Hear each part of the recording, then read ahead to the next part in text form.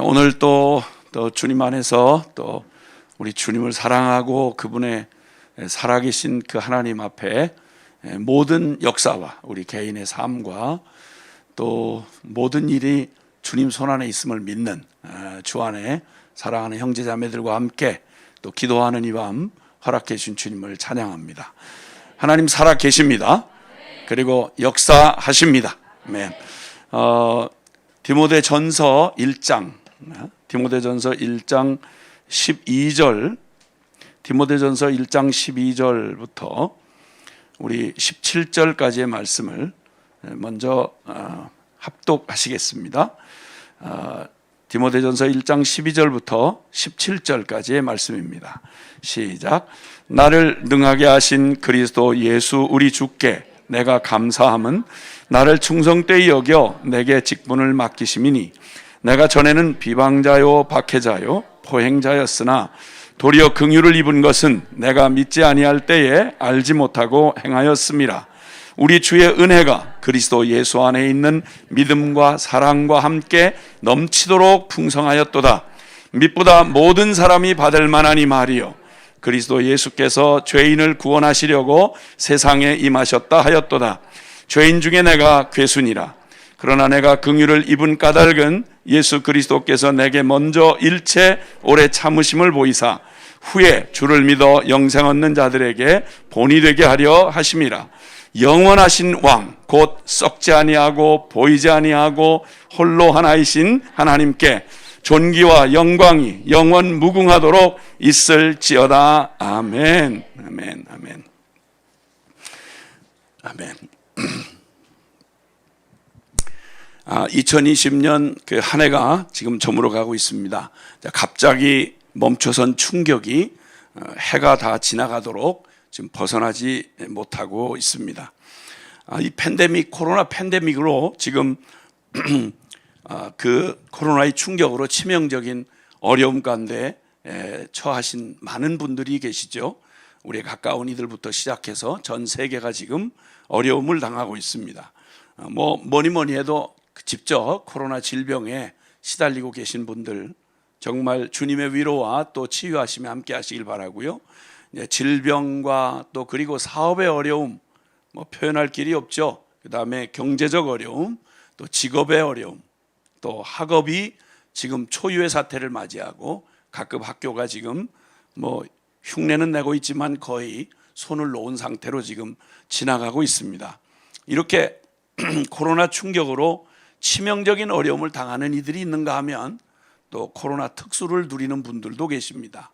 아시다시피 아마 역사 이래로 마스크를 가지고 이렇게 대박 터뜨리는 일은 아마 역사에 처음 있는 일 아닌가 싶습니다. 그리고 좋은 의도로 지금 이 코로나 때에 이 때를 위해서 정말 모든 인류에게 공헌하고 그리고 꼭 필요한 이 어려운 일을 당해 주시는 감당해 주신 분들이 특수라고 표현하기는 좀 죄송스럽지만 어쨌든 꼭 이 때를 위해서 그분들이 있고 이 때를 위해서 그 일이 있구나 하고 고마움을 표하는 그러한 분들이 있는가 하면 반대로 이 코로나 특수를 누리는 자들이 지금 역사에 정말 놀랍게도 아주 대박을 터뜨리고 있는 때입니다. 특별히 인터넷 매체들, 특히 언론이나 또 기타 이런 온 지구촌화한 이런 인터넷 환경을 통해서 인터넷 힘이 이토록 막강해질 때가 언제 있었겠습니까? 심지어 교회도 인터넷 예배에 의존해야 되는 이 웃지 못할 상황이 지금 현재 실상입니다. 이런 일들은 또 권력을 가진 이들, 이 코로나 특수를 누리는 사람들이 다 어려운 것만은 아닙니다. 지금이야말로 그동안 갈고 닦아온 그들의 음흉한 흉계를 마음껏 표출하고 또 기회를 잡는 기가 막힌 시간을 갖는 권력 잡은 자들이 있습니다. 그리고 또 비정상적인 운동을 도모하는 사람들이죠. 탈도덕적이고 탈인륜적인 그러한 일들을 코로나하고 상관없이 오히려 잘 만난 겁니다. 그리고 기가 막히게 이 특수를 노리고 있습니다. 동성애다, 낙태다, 참 인륜을 가지고 살아오는 날 동안 인류 역사에 하나님을 떠난 죄인들에게 무슨 일은 못할 일이 있으며 뭐가 뭐 새로울 게 있겠습니까? 많은 적어도 인간의 기본적 양심이 넘지 말아야 할 선이라고 생각했던 선을 그래도 누가 법으로 말한 것도 아니고 돈을 뭐 벌고 못 벌고의 이게 문제를 떠나서 적어도 인간이라면 그렇게는 하고 말할 수 없었던 일들이 이제는 버젓이 뭐 가장 좋은 이름으로 인권이다, 뭐 평등이다, 자유다, 가장 좋은 명분으로 포장하고 합리화한 채로 또 이 통째로 흔들리는 이 틈을 타서 지금 멈추지 않습니다. 미친 듯이 지금 법제화하고 그리고 온 세상을 그냥 그 판으로 몰고 가려는 아주 파렴치하고 뻔뻔스러운 그리고 악랄한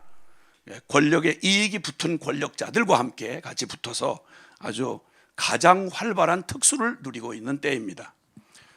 판인륜적인 성을 해체해서 이제는 뭐 동성애라는 말을 넘어서서 성자유다, 성평등이다 하는 말을 입에다 담을 수가 없는 용어들을 어떻게 인간으로 살면서 그 말을 차라리 말이 있다는 게 저주스러울 정도로 소와 성애자란 또 무슨 말입니까? 수간이란 얘기 들어보셨습니까?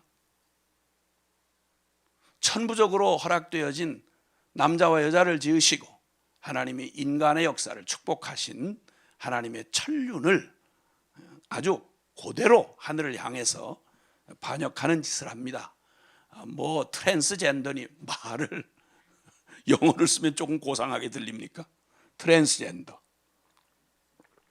LGBT, 천하에 들어본 적도 없고 입에다 담을 수도 없는 말들이 남자를 여자로 만들고 여자를 남자로 만들고 그리고 또 중성으로 만들고 애비도 애미도 없는 제1부모 제2부모라 하고 뭐 정신적 뭐 자기가 느끼는 성이 성이다, 생물학적 성이 아니다, 이 근자에 들어와서 참으로 충격적인 이러한 일들이 버젓이 진행되고 있는데 이제 되는가 했더니 이미 오래전부터 진행되어 왔던 사실을 알게 되는 겁니다.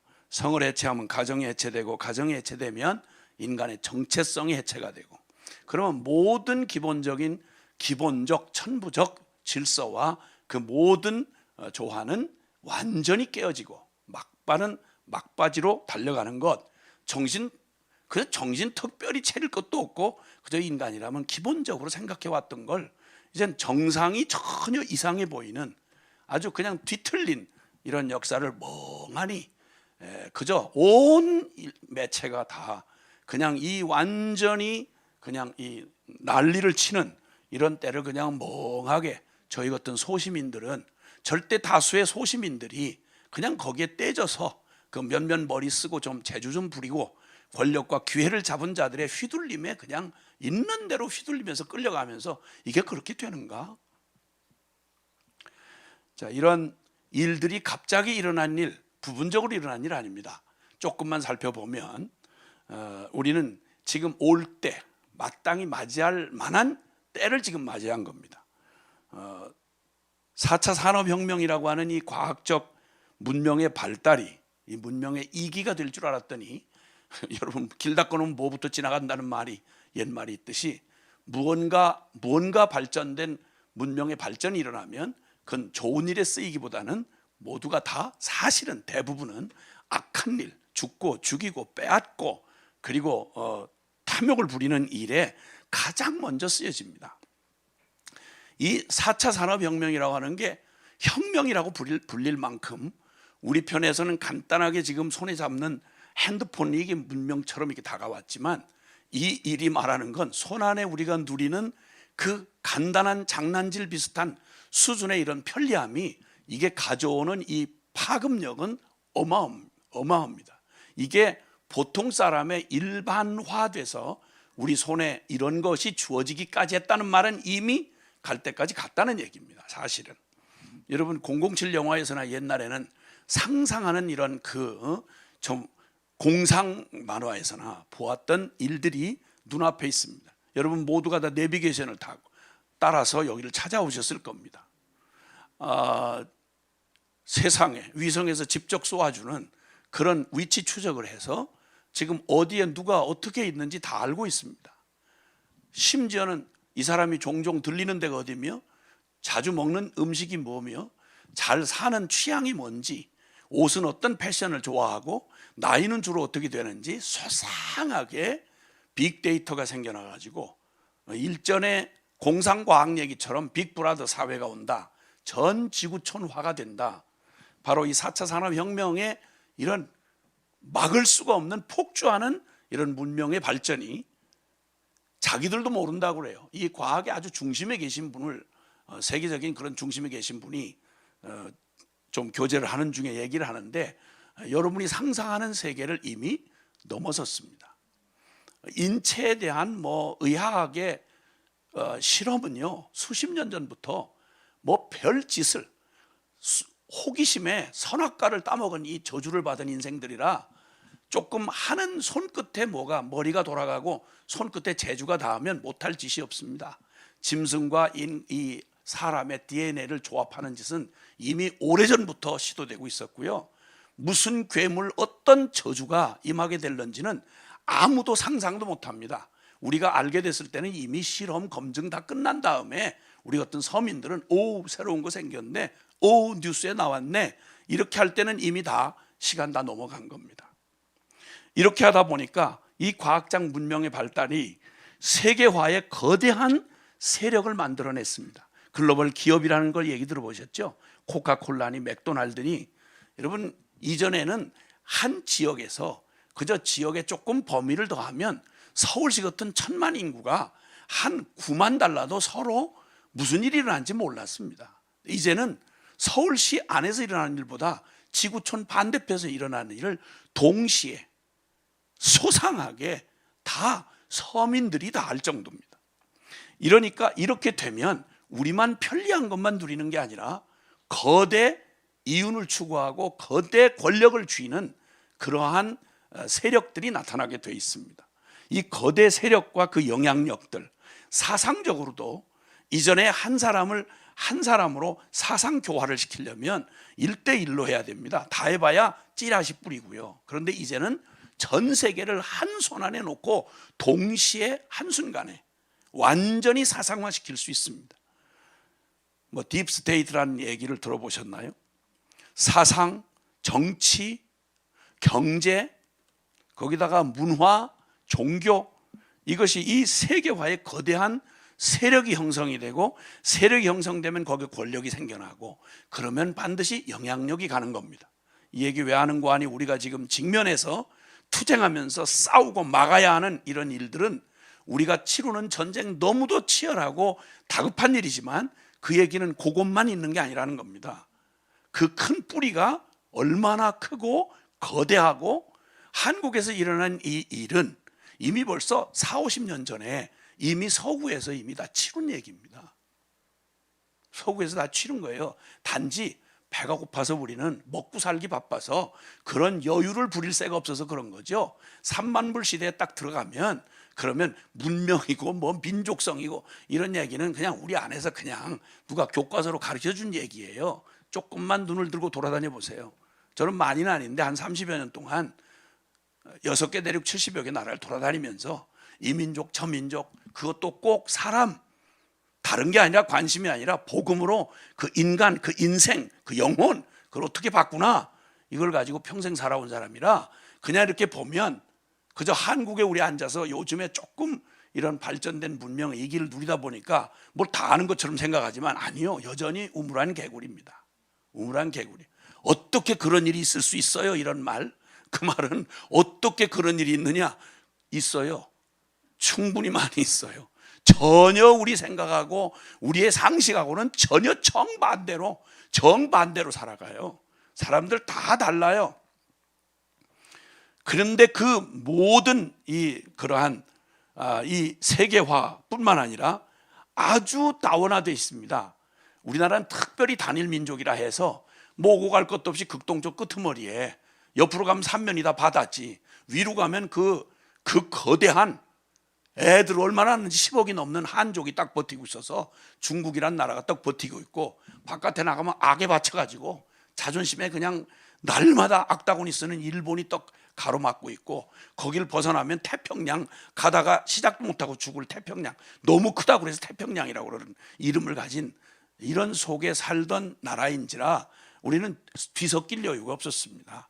교통인부가 특별한 게 없으니까 섞일 이유가 없는데, 보통 다른 나라들 가보면 뉴욕만 해도 인종이 200종족이 넘습니다. 뉴욕 한 시에. 카자흐스탄이라고 하는 나라는, 그 나라는 특히 우리같이 일부 끄트머리에 서 있는 일본이나 한국 같은 경우가 아주 단일화되어 있습니다, 민족이. 그런데 조금만 전 세계를 눈여겨보기 시작하면 온 인종이 섞여 삽니다. 다 뒤섞여 살고요, 역사와 전쟁과 문명을 통해서 다 뒤섞여 있습니다. 그런데 지금은 우리나라도 절대 이제는 단일화된 문명이라고 할 수 없습니다.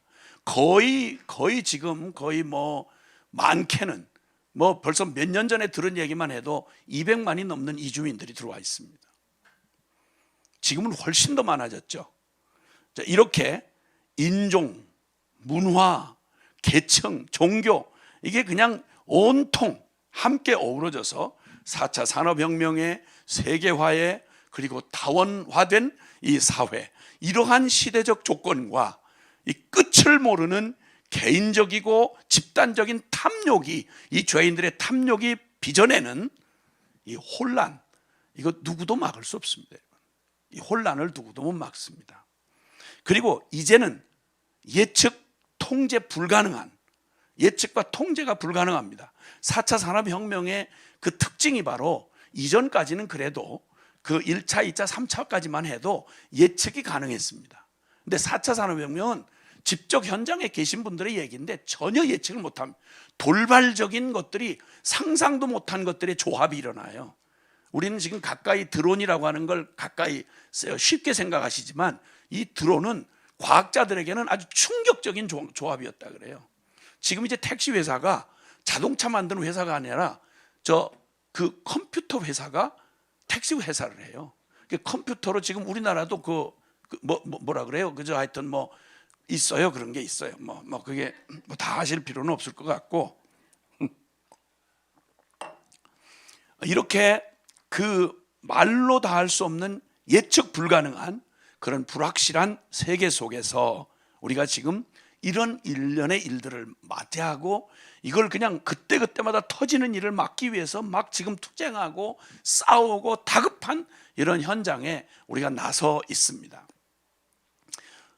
기도하시는 많은 분들의 그러한 그 투쟁의 소식들을 함께 안타깝게 저희들도 기도하며, 정말 저희는 또 서로 또 다른 영역의 전쟁들이 많이 일어나 가지고요, 함께 그냥 마음 같아서는 진짜 늘 같이 그냥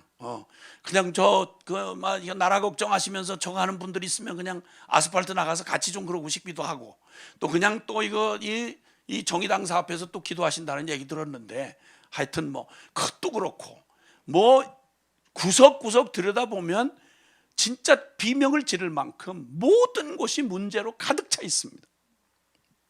자, 이런 세계 속에서 과연 도대체 이것 막으면 이게 터지고, 이것 막으면 이거 터지고, 오래 막았으면, 올해만 해도 지금 다급한 게 낙태법입니다.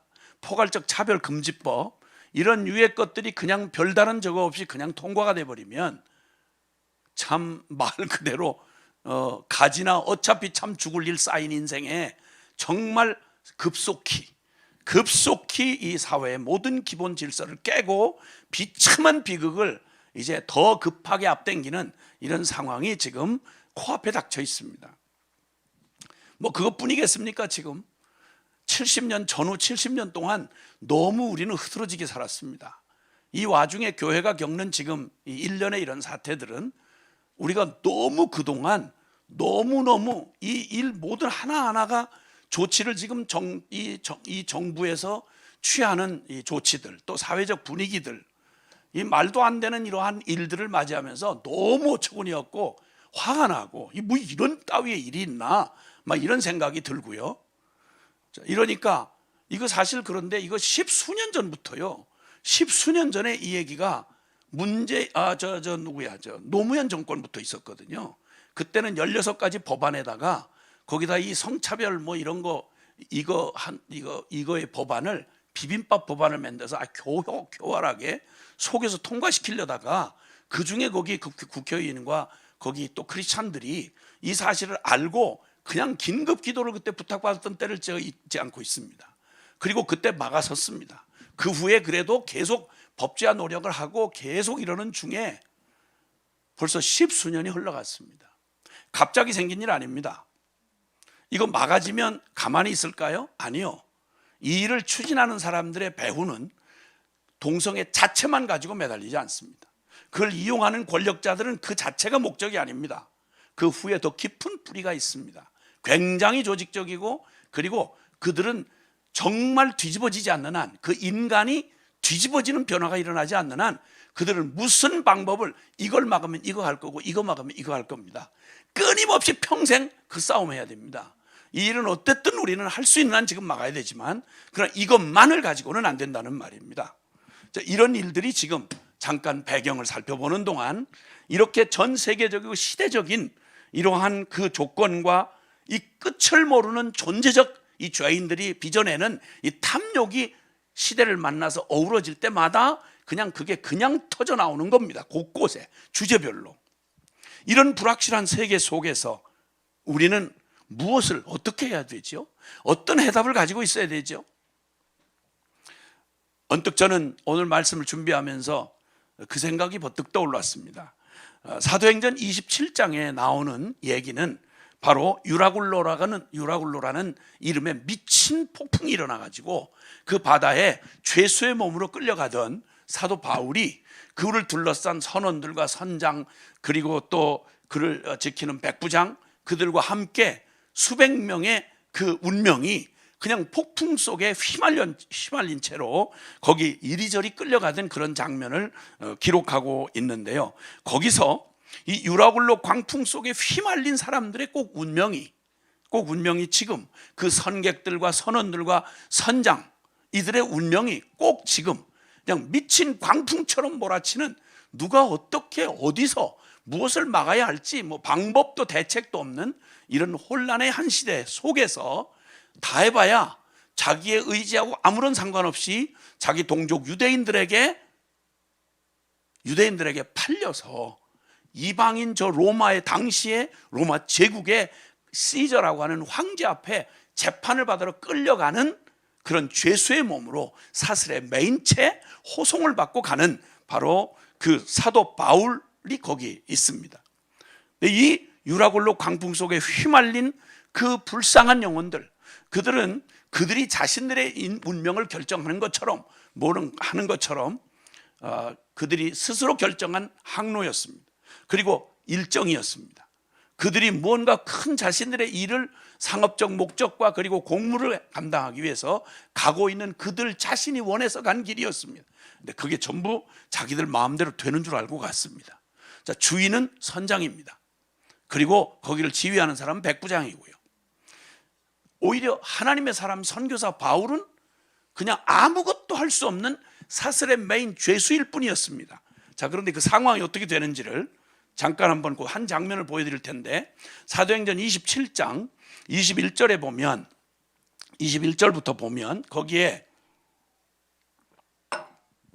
풍랑을 만나서 구원의 여망마저 없는 여러 날째 해도 별도 보이지 않고 큰 풍랑이 그대로 있어서 구원의 여망마저 없어졌던 바로 그때입니다. 모두가 살 용기를 잃어버렸습니다. 그리고 모두가 다 절망 가운데 있을 때에 21절 이하에 여러 사람이 오래 먹지 못하였음에 바울이 가운데 서서 말하되, 여러분이여 내 말을 듣고 글에 대해서 떠나지 아니하여 이 타격과 손상을 면하였더라면 좋을 뻔하였느니라. 바울이 말을 했었어요. 이렇게 가면 망합니다. 이렇게 가면 큰일 납니다. 이렇게 가면 안 됩니다. 왜냐하면 바울은 이 모든 역사와 바다와 그리고 이 모든 지금 이 시간을 주장하시는 분이 하나님이라는 걸 아는, 쉽게 말하면 복음을 아는 사람입니다. 믿음을 가진 사람입니다. 근데 여러분, 믿음을 가졌다, 하나님 안다 그러는데 보이지 않는 하나님이 실감이 안 나잖아요. 보이는 정권 가지고 지금 휘두르는 사람들이 훨씬 실제잖아요. 여러분에게 누가 실제이십니까? 그 초라하게 짝이 없고 그들의 권력에 의해서 휘둘리고 체포되고 그리고 재판받고 끌려가는 그 초라한 선교사 바울이라는 한 개인이 다 해봤자 그는 그냥 끌려가는 존재입니다. 역사에 휘둘리는 존재입니다. 그런데 이들이 한참 의기양양하게 그들의 삶에 그들이 스스로 주인 양 떠나갔던 그 길이 지들 마음대로 되는 거 아니에요. 시도는 지가 할 수 있지만. 그러니까 완전히 바다도 지게 아니고 하늘의 바람도 지게 아니고 그 모든 역사를 주관하고 계시는 건 저들이 믿든 안 믿든 살아계신 하나님이 역사의 주관자이신 것입니다. 아멘. 네. 그때 이미 그 일을 예견하고 기도하는 중에 예견하고 이렇게 가면 안 됩니다. 이런 짓 하면 안 됩니다. 동성애 이렇게 하면 안 됩니다. 차별금지법 이렇게 하면 안 됩니다. 아무리 얘기를 해도 안 듣고 떠나가면 무슨 일을 당하느냐? 당하는 거예요. 만날 걸 만나는 거예요. 그래서 기가 막힌 내 말을 듣고 여러분이 떠나지 아니하였다면 이 타격과 손상을 면하였더라면 좋을 뻔하였느니라. 내가 너희를 권하노니 이제는 안심하라. 너희 중 아무에도 생명에는 아무런 손상이 없겠고 오직 배뿐이리라. 내가 속한 바 곧 내가 섬기는 하나님의 사자가 어젯밤에 내 곁에 서서 말하되 바울아 두려워하지 말라. 내가 가이사 앞에 서야 하겠고 또 하나님께서 너와 함께 항해하는 자를 다 내게 주셨다 하였으니 다른 게 아니고 여러분은 여러분 일에 바빠서 그냥 간다고 여러분 맡겨진 일에 나를 죄수로 호송하고 가고 장사하러 가는 여러분 뜻대로 가는 인생인 줄 알지만 이 역사는 여러분 각자의 자기 일을 부지런히 자기 몫에 주어진 일을 자기 생각대로 하겠지만 이번 이 여행길에 이 역사가 흘러가는 이 역사는 당신들의 필요를 따라 당신들이 행하는 역사가 아니고 하나님이 더 큰 이 역사의 목적은 하나님이 그분의 뜻을 이루시려고 가이사에게 복음이 전해지고 온 열방을 구원하시는 하나님의 이 구원의 역사가 이루어지기 위하여 내가 이 모든 절망과 이 위기에서 너희들이 저질러 놓은 이 저주에서 멸망할 수밖에 없는 역사 속에서 이 비극처럼 보이는 역사 속에서 내가 너희를 긍휼을 베풀고 지켜주겠다. 그러니까 거꾸로 붙잡혀 가는 건 바울 같은데 누구 덕분에 이 사람들이 사는 거 아니? 바울 덕분에 사는 거예요. 복음을 가진 사람 덕분에 이 나라가 사는 거예요. 복음을 가진 사람들 덕분에 이 역사가 벌써 심판받아도 받아야 되는데 그 하나님의 긍휼을 힘입고 하나님의 구원의 기회를 주시기 위해서 더 남겨놓을 가치가 있어서가 아니라 이 기가 막힌 절망과 그 죄의 그 결과를 맞이할 수밖에 없는 이 기가 막힌 역사의 한복판이지만 이 역사가 오늘도 유지되는 유일한 이유는 하나님이 이 속에서 이기고 지고 이런 따위의 얘기가 아니고요. 우리가 뭐 무슨 기득권을 잡고 여기서 뭐 한 팔자 고쳐보겠다, 교회가 무슨 뭐 대단한 힘을 모아보겠다, 이런 따위의 저급한 목적이 있는 게 아니고 이 모든 상황, 무슨 낮이든 밤이든 평안의 때든 전쟁의 때든 상관없이 하나님은 당신의 나라의 일, 다시 한번 말하지만 멸망할 이 세상을 구원하시는 하나님의 구원의 역사는 지체 없이 아무런 지장 없이 하나님의 주권 안에서 진행된다 이 말입니다. 아멘. 아멘. 그러므로 여러분이여 안심하라. 나는 내게 말씀하신 그대로 되리라고 하나님을 믿노라. 아멘. 저는 이 말씀을 보면서 유라굴로 광풍 속에 휘말린 이 세상 그리고 이 나라와 민족 이 가운데 선교사 바울 같은 꼬라지는 참 초라해 보이고 힘이 없어 보이고 그리고 쇠살에 묶인 것 같이 보이지만 그러나 놀랍게도 하나님이 함께하는 이 교회를 통해서 복음을 가진 교회를 통해서 그 역사를 주관해 가시는 바로 풍랑 유라굴로 광풍 속에 선교사 바울 같은 모습이 바로 교회다라고 하는 사실을 다시 한번 확신하게 되고 또 기쁨으로 선포하게 되는 것입니다. 너와 함께 항해하는 자들을 다 내게 맡겨주었다.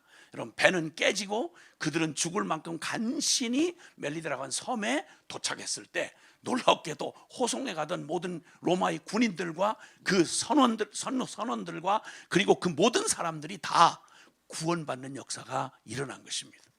하나님의 역사는 이 혼돈하고 막 그 충격적인 혼란의 광풍 속에서도 주님의 나라는 아무런 하등의 지장 없이 하나님의 역사가 이루어져 가고 주님의 구원의 역사가 거침없이 성취돼 가고 있는 것을 봅니다.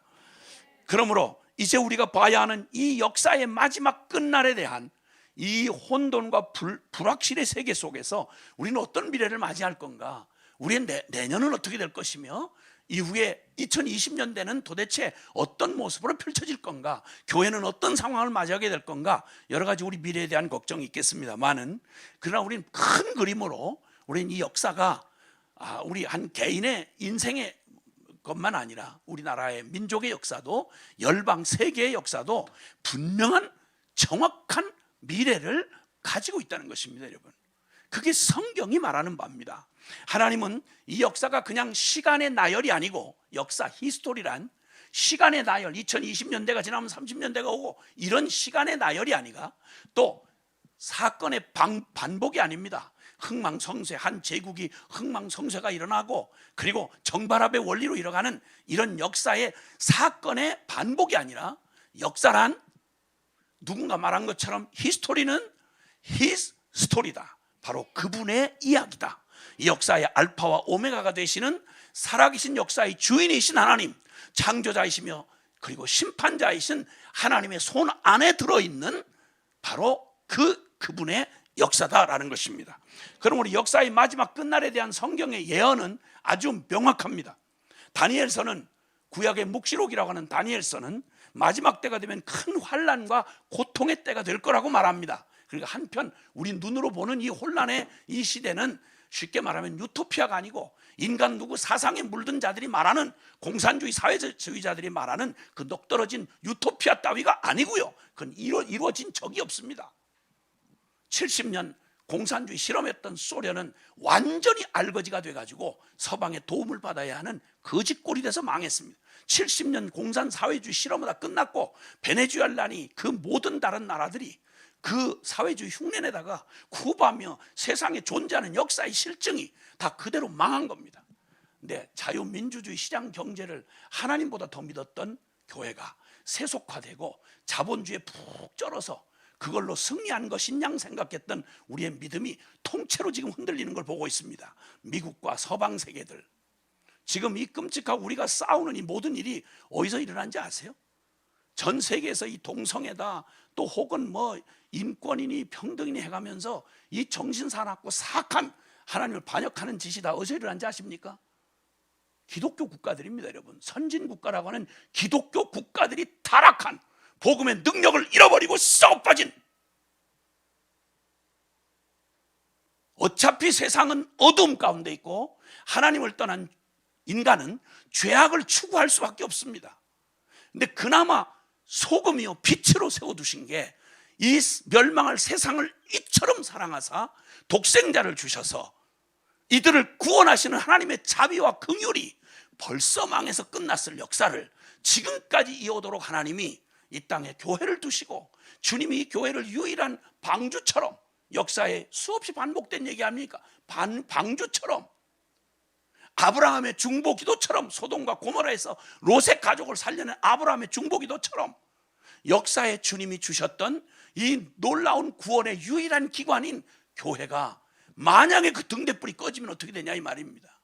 마지막 구원의 방주인 교회가 허물어지면 어떻게 되냐는 거죠. 그래서 항상 역사의 그 지표는 다른 데 있지 않았습니다. 교회가 생명의 복음으로 충만하게 서 있을 때는 이 중세가 아무리 썩고 타락을 했어도 암흑시대라고 말하는 중세에 그 역사의 큰 대변혁을 종교개혁을 통해서 이루셨습니다.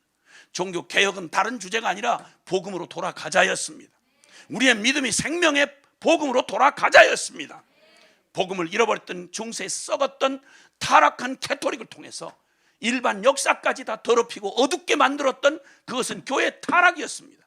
그 타락을 회복하는 유일한 길이 1517년 10월 31일 마틴 루터의 종교개혁이라고 선포하는 바로 그때만 존재했던 건 아니지만 그때 역사는 그때를 계기로 놀라운 변화와 그리고 이걸 보여주면서 역사의 키가 어디에 있는가를 우리에게 뚜렷이 보여준 사건입니다. 오직 성경으로, 오직 믿음으로, 오직 예수 그리스도로 이렇게 교회가 생명력을 되찾을 때 하나님은 그 교회에 속한 교회 공동체의 신실한 하나님의 사람들에게 선한 양심과 그리고 온전한 믿음을 가진 사람들이 각 곳에서 정치, 경제, 사회, 문화, 예술 온 영역에 들어가서 자기들의 역할을 감당할 때 놀랍게도 그 작은 누룩 같은 그들이 들어가면 그 악한 어둠의 세력이, 여러분 빛이 여기 하나, 작은 불이 여기 하나 딱 켜지면 이 안에 있는 가득 찼던 어둠이 죽어버립니다. 물은 고요히 잠잠히 흐르는 것 같아도 절벽을 만나는 순간 폭포의 위력으로 바뀌는 것입니다. 복음을 가진 사람들은 선하고, 복음을 가진 사람은 평화의 사람이고, 복음을 가진 사람들은 늘 당해도 참고 인내하고 조용합니다.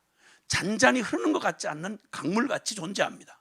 그러나 때만 되면 폭포의 위력으로 바뀌는 것입니다. 여러분, 복음은 그런 능력이 있는 것입니다.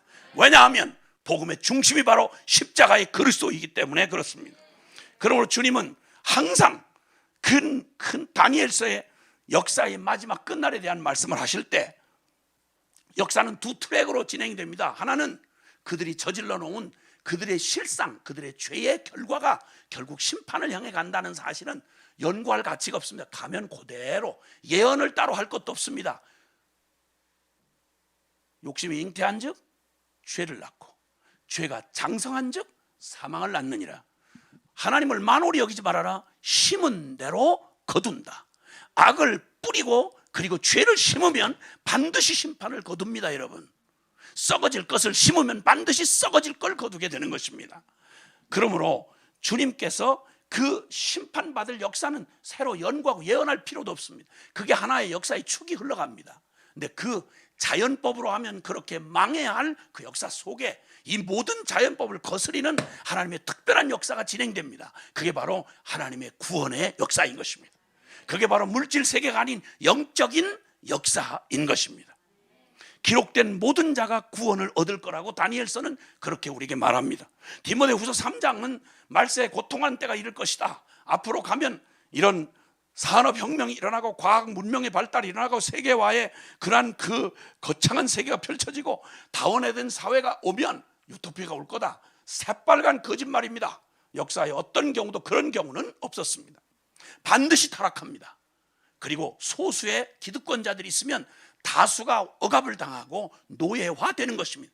지금도 바로 그런 이 세계적인 그런 음모가 지금도 진행되고 있는 거, 굉장히 새로운 비밀을 발견한 것처럼 얘기를 하지만 아니요, 그건 당연히 그렇게 될 수밖에 없는 세상의 구조인 것입니다. 그런데 그 말세에 고통하는 때가 올 것이라고 말합니다. 그런데 바로 그때 또 다른 한편 예수 믿는 자를 핍박을 당할 것이고, 그러나 하나님의 사람과 하나님의 일을 하는 자들은 오직 성경으로 이 마지막 시대를 주님께서 이루시는 또 한편의 구원의 역사, 심판의 역사만이 아니라 구원의 역사를 하나님이 행하시는 걸 보게 될 것이다, 이렇게 말합니다. 요한계시록은 우리에게 역사의 마지막 계시라고 할 수 있는, 요한계시록은 뚜렷하게 말합니다. 7이라는 완전 숫자인데, 7 심판을 말하면 7 인의 심판, 7 대접의 7 나팔의 심판, 7 대접의 심판, 완벽한 심판이 하나도 예외 없이 한 개인 인간도 비켜가지 않고 한 순간도 비켜가지 않고 철저하게 공의로우신 하나님의 심판을 두 눈 똑똑히 뜨고 개인이든 역사든 온 열방이든 누구든 예외 없이 하나님의 준엄한 심판 앞에 서 있다는 걸 똑똑히 알아야 되는 것입니다. 이게 성경이 선언한 바입니다. 그리고 또 하나는 하나님께서 왕같은 제사장으로 세우시고 그리스도의 신부로 세우신 교회가 반드시 최후의 승리를 하게 된다는 사실을 주님은 분명히 계시해 놓으셨습니다. 그러니까 성경 전체가 말하고 있는 역사의 두 트랙으로 진행되는 역사는, 하나는 범죄한 하나님을 떠난 인생들이 저질러 놓는 심판으로 가는 그 역사요, 또 하나는 그 자연이 망할 수밖에 없는 세상 속에서 거기서 구원을 이루시는 하나님의 구원의 역사, 교회를 중심한 하나님의 영적 역사가 진행되고 있는 것입니다. 아멘, 아멘. 그리고 우리는 그 영광의 그날 새하늘과 새 땅, 그리고 새 예루살렘, 아멘 주 예수여 어서 오시옵소서. 주 예수님께서 심판과 구원을 끝을 내시고 영광 중에 구름 타고 오시는 그날, 우리도 다 이 썩어질 몸 벗고 부활의 몸으로 변화되어 우리 하나님을 만나는 그리스도의 신부의 혼인잔치, 신랑 혼인잔치가 이루어지는 그 역사의 마지막을 기다리며 우리는 성경이 마지막 절에 내가 진실로 속해오리라, 그때 교회가 화답하며 말하기를 아멘 주 예수여 어서 오시옵소서. 여러분, 이 결론을 가지고 있는 사람이어야 오늘 내가 전쟁을 해도 향방 없는 전쟁을 하지 않고 분명한 전쟁을 할 수 있는 것입니다. 선을 행하다가 낙심합니다. 좋은 뜻으로 화를 내고 그리고 좋은 뜻으로 막 반기를 드는 거는 그 웬만하면 합니다. 근데 그 지속이 안 돼요. 진리는 우리가 지켜줄 때 뭐 진리가 되고 이런 거 아닙니다. 항상 문제는 진리를 위해 싸운다는 사람이 중간에 변질되고 그리고 타락하고 배신하고 뒤돌아서는 거, 이것 때문입니다, 여러분. 그러니까 결국은 싸움은 길게 끝까지 가봐야 되는 겁니다. 최후의 승자가 승자인 것입니다. 아무리 옳은 일이라고 해도 우리의 옳은 일이 결국 인내하지 못하고 끝까지 가는 힘의 근원을 잃어버린다면, 반짝하다가 말아버린다면 그건 진짜 더 비참한 것이 되는 것이죠. 그러면 그 역사의 한복판에 두신 교회는 바로 이러한 때, 2020년은 바로 이러한 시대적 상황을 가장 온몸으로 체감할 수 있는 특별한 기회를 주셨습니다. 누가 이렇게 셧다운, 록다운 이런 일이 벌어질 거라고 누가 감히 생각했습니까? 여러분 다 알면서도 우리가 새롭게 야 이렇게 살면 안 되겠구나, 이런 짓 계속하면 안 되겠구나, 야 우리 집이 이렇게 해서는 안 된다, 우리 교회 이렇게 가서는 안 된다, 이런 생각 다 알고 있어요. 근데 문제는 스톱을 못해요. 스톱을. 선교 이런 식으로 하면 안 됩니다. 이거 뒤죽박죽 이렇게 가지고 안 됩니다. 정말 제대로 한번 해봐야 되겠습니다. 첫 단추를 꿰야 되겠습니다. 근데 여러분, 우리가 살고 있는 지구는 24시간 멈추지 않고 돌고 있어요. 멈출 수가 없는 거예요. 러닝머신 위에 타고 있으면 잠깐만요. 아니, 내 자세가 떨어졌네. 잠깐만, 이러다가는 그냥 확 휘감겨서 그냥 처박히는 겁니다. 우리를 가만두지 않아요. 상황이 먹고 살아야죠. 직장이 뭐였잖아요. 에? 사회 구성원이 있잖아요. 지금 돌아가야 되잖아요. 매일 내야 되는 납입금이 있잖아요. 그러니까 뻔히 망한 줄 알면서도, 이렇게 하면 안 된 줄 알면서도 사람들이 대부분 해답을 몰라서라기보다는요, 현실이라는 무서운 족쇄에 딱 걸려 있어가지고 방향을 수정을 못하는 거예요. 여러분 가정 그대로 가시면 되겠어요? 여러분 자녀 교육 그 정도면 되시겠어요? 나라 걱정보다도, 나라 걱정도 걱정인데요, 다 맞물려서 뭐 손바닥과 등과 같은 얘기지만 우리는 안녕하십니까? 우리 교회 이대로 가면 되시겠어요? 다른 걸 봐도 안타깝지만 나를 봐도 기가 막힌 거예요. 근데 이게 왜 뻔히 알면서 왜 이거 못 고치죠? 왜 방향 못 바꾸죠? 한국 이렇게 가면 안 된다는 얘기를 벌써 오래전부터 했어요. 이렇게 가면 한국 교육 어떻게 될 거라고 이미 예견했었어요. 저만 해도 20년 전부터 교회를 향해서 계속해서 외쳤어요. 교인들 이대로 두면 안 된다고. 다시 복음 앞으로 돌아가야 된다고. 그냥 종교인이 아니라고. 교회는 종교 중에 하나가 아니라고. 4대 종교 중에 하나가 아니라니까요. 교회는 아니라고요. 그 의식만 하고 헌금만 내고 교족부에 올라가만 있으면, 직분만 있으면, 제도적인 신학교만 나오면 그거 아니라고요. 그거 아니라고요. 저만 해도, 이런 소인배 같은 서민인 저만 해도, 제가 알고 배우고 확신한 바, 내가 만난 예수님의 관점으로 보기만 해도 이대로는 아닌 거예요. 반드시 그대로 가면 어디로 갈지 분명한데, 그걸 심으면 지금 나중에 20, 30년 후에 무슨 꼴이 올지 뻔히 알겠는데, 주일학교 교육만 해도 30년 전부터 교회 이렇게 하면 이제 얼마 안 가서 우리 교회는 이제 그 결과를 맞이하고 피눈물을 흘려야 될 때가 올 거라고 그렇게 전국을 외치면서 다녔거든요. 그때는 별로 관심이 없었어요. 그냥도 애들이 새까맣게 몰려오니까. 몰려온다고 결론이 아니잖아요. 몰려온 건 기회일 뿐이잖아요. 이 아이들을 어떻게 복음으로 세워야 될지를, 이걸 고민해야 될 거예요. 우리가 가르친 대로, 심은 대로 그게 20년 30년 뒤에 일어난 거 아니에요. 지금 한국 교육 현장 어떻게 된지 아세요?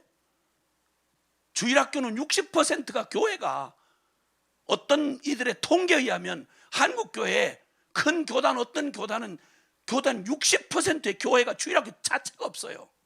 교육을 한번 무너지면 회복이 어려워요, 여러분. 이건 1년 단년 농사 짓는 일이 아니에요.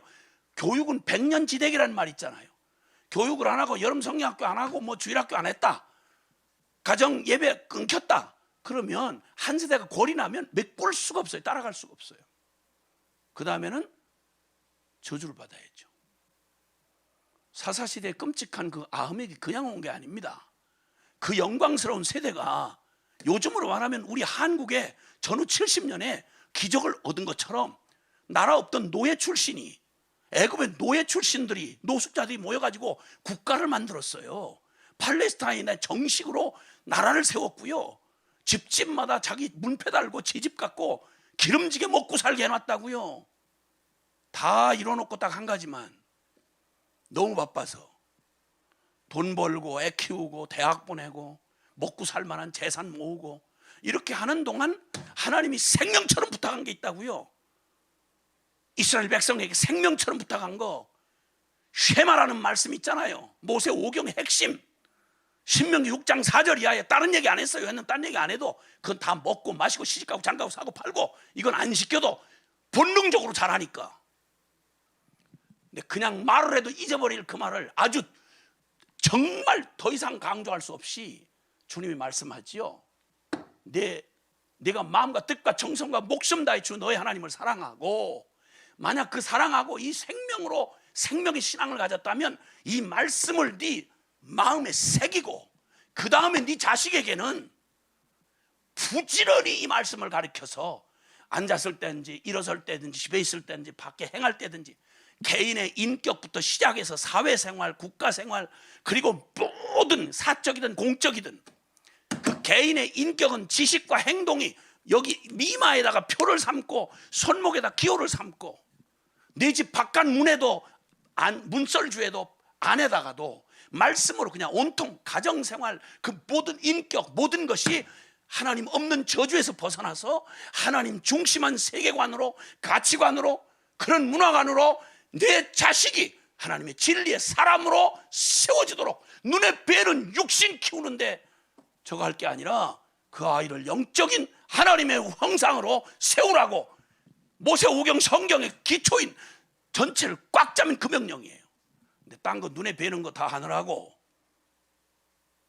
앞불사 한 가지만 뒤로 밀어놨어요. 신앙교육만 뒤로 밀어놓은 거예요. 그랬더니 사사기 2장 10절, 사사기의 그 암흑시대의 키가 뭐냐면 사사기 2장 10절에 여호수아와 그 영적인 세대들이 다 때가 돼서 죽음에, 그 후에 일어난 세대는 하나님도 여호와도 그의 행하신 일도 알지 못하였더라. 쉽게 말하면 신앙은 개판이었더라 이 말이에요.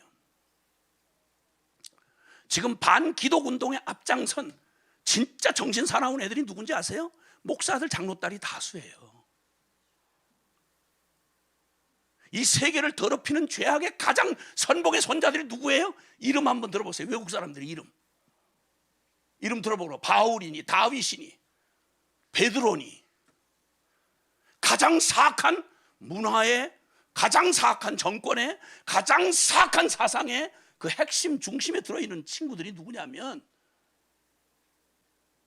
이 기독교의 맛을 찔끔 받아먹고 하나님을 만난 적이 없는, 신앙교육하고는 아무런 상관없이 그슬린, 생명 잃어버린 기독교 문명에서 자라난 자들이 가장 사악하게 하나님을 대적하고 역사를 이렇게 급속히, 어차피 망할 역사를 가장 급속히 망하도록 아주 교활하고 아주 사악하게 하나님을 대적하는 세력의 중심이 누군지 아세요? 지난번으로 이렇게 온통 이 난리를 치게 만든 찰스 다윈이 그 신학하던 놈이에요. 칼 마르크스니 엥겔스니, 지금 역사에 지금 현재형으로 온통 하나님 없는 인본주의로 사악하게 이걸 뒤흔드는 자들이 누군지 아세요? 다 그 기독교 영향받은 친구들이에요. 한국교회 장로님들, 권사님들, 목사님들, 혹시 자녀들 안녕하십니까? 그 정도 성공시키셨으면 성공하신 겁니까? 여러분이 애쓰신 이런 지금 투쟁하시고 기도하시는 일, 사실은 맡겨진 사람들이 해야 될 일입니다. 국회에만 명목상으로도 3분의 1이 크리스찬이라고 듣고 있어요. 제가 이 사람들 하나님보다 진실한 분들도 많이 계시겠지만 거기서 국회의원 몇 사람만 마음을 딱 먹고 이거 막으면 길거리에서 이 난리 쳐도 거기서 그냥 통과되면 그만이에요. 근데 거기 지금 앞장선 자들이 누군지 아세요? 심지어는 교회 요량을 하니까 신학교까지 다녀요. 지금 한간의 뉴스에 뜨는 사람들 중에 이 동성애 앞제비가 누구냐면 교회 안에 있는 사람들이란 말이에요. 코로나 때를 향해서 교회만 찍어서 지금 더 그러는 자들이 안수 집사니 뭐니 하는 지금 실권을 가진 자들이에요. 그 예배당하고 상관이 없느냐? 있어요, 여러분. 그리고 아무리 무슨 짓을 해도 법으로 그냥 돼버리면 그만이에요, 여러분. 무슨 얘기를 하고 싶어서 일어나요? 우리의 모든 노력이 헛되지 않으려면 일은 그렇게 올 수밖에 없게 만들어 놓고 종기 생길 수밖에 없고 계속 종기 치료한다고 특수 치료한다고 계속 난리를 치는 일만 해서는 그것도 해야 되지만 아니라는 말이에요. 무슨 얘기냐면 묻고 싶은 거예요.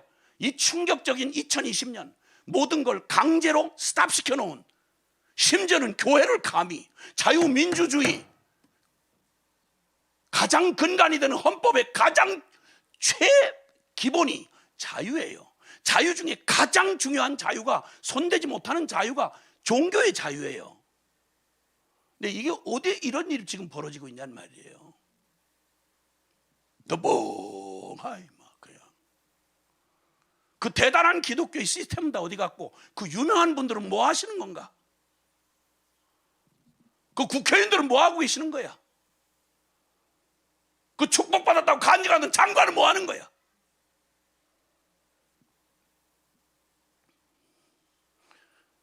이 속에서 새로울 거 하나도 없는 세상은 어차피 이 고비를 넘어도요 계속 그와 준하는 그보다 더한 일들이 계속 우리를 괴롭힐 거예요.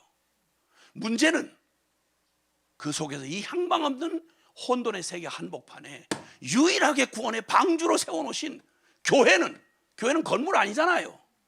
교단이 아니잖아요. 교회는 거듭나고 예수 생명 가진 저와 여러분이 교회 아닙니까? 남의 얘기하자는 게 아니에요. 지금 여러분 자녀 중에도 성공했다고 간증한 사람이 있을 거 아니에요. 대학 수석으로 들어갔다고 축복받았다고. 그놈 신앙은 어때요? 서울대 수석으로 들어간 그놈 신앙은 있느냐고. 그게 축복이야. 묻고 싶은 거예요. 교회는 무엇을 잃었고 2020년 동안 무엇을 얻었는지 다시 한번 확인하고 싶지만 정도의 차이는 있으나 세상 속에 있는 교회는요, 이 유라굴로 광풍 가운데 그 뱃속에 있는 바울과 같은 존재요, 위치요, 역할이라고 생각이 됩니다. 우리가 때로는 사회에서 존경을 받으면서 사회의 모든 지도적 역할을 인정받으면서 전후 70년 대한민국 교회처럼 이렇게 특별한 혜택을 누린 교회 거의 없습니다. 여러분, 지금 우리가 놀래서 막 큰일 당한 것처럼 얘기하지만 선교사들은 나갈 때 아야 그런 나라들로 가요. 예배 자유가 없는 나라로 가요. 우린 예배, 우리가 원하는 예배당에 아주 안락한 시스템 된 거기에 우리가 익숙한 대로 못 드린다고 난리를 치는데, 이런 거는 그만둬 놓고 그냥 몰래 드리는 예배만도 그냥 붙잡히면 그냥 그대로 구속당하고 이거 하는 일이 먼 데도 아니고 중국이 그렇고 북한이 그렇고 그렇지 않습니까? 선교사 나가 있는 데가 다 그래요. 그 선교사님들 보내면서 여러분 무슨 마음으로 보냈길래 뭘 이렇게 놀란 것처럼 야단이냔 말이에요. 눈을 크게 뜨고 크게 안 떠도 큰 눈을 가지고. 나 같은 사람이야 힘을 줘야 간신히 눈이 떠지지만. 그래서 여러분 이제 이 2020년을 지나면서 위기는 말입니다, 한 가지 특징이 있는데, 위기를 맞이하면 사람이 겉으로 볼 수 없는 이런 내면이 다 드러납니다. 실력이 다 드러나게 돼 있어요. 그래서 2020년 한 해는 그런 의미에서 다 드러내 주신 것이었습니다. 그런데 오늘 이걸 본문에 보니까 바로 이 위기의 때 마지막 때에 거기 그 18절부터 20절을 보면요, 안 읽었던 곳인데, 아들 디모데야, 내가 네게 이 교훈으로서 명하노니 전에 너를 지도한 예언을 따라 그것으로 선한 싸움을 싸우며 믿음과 착한 양심을 가지라. 어떤 이들은 이 양심을 버렸고 그 믿음의 과연은 파선하였느니라. 그 가운데 후메네와 알렉산더가 있으니 내가 사탄에게 내준 것은 그들로 훈계를 받아 신성을 모독하지 못하게 하려 함이라. 자, 여러분, 그 앞서 말한 대로 역사의 주역은, 역사의 주인은 살아계신 하나님 믿으시면 아멘 합시다.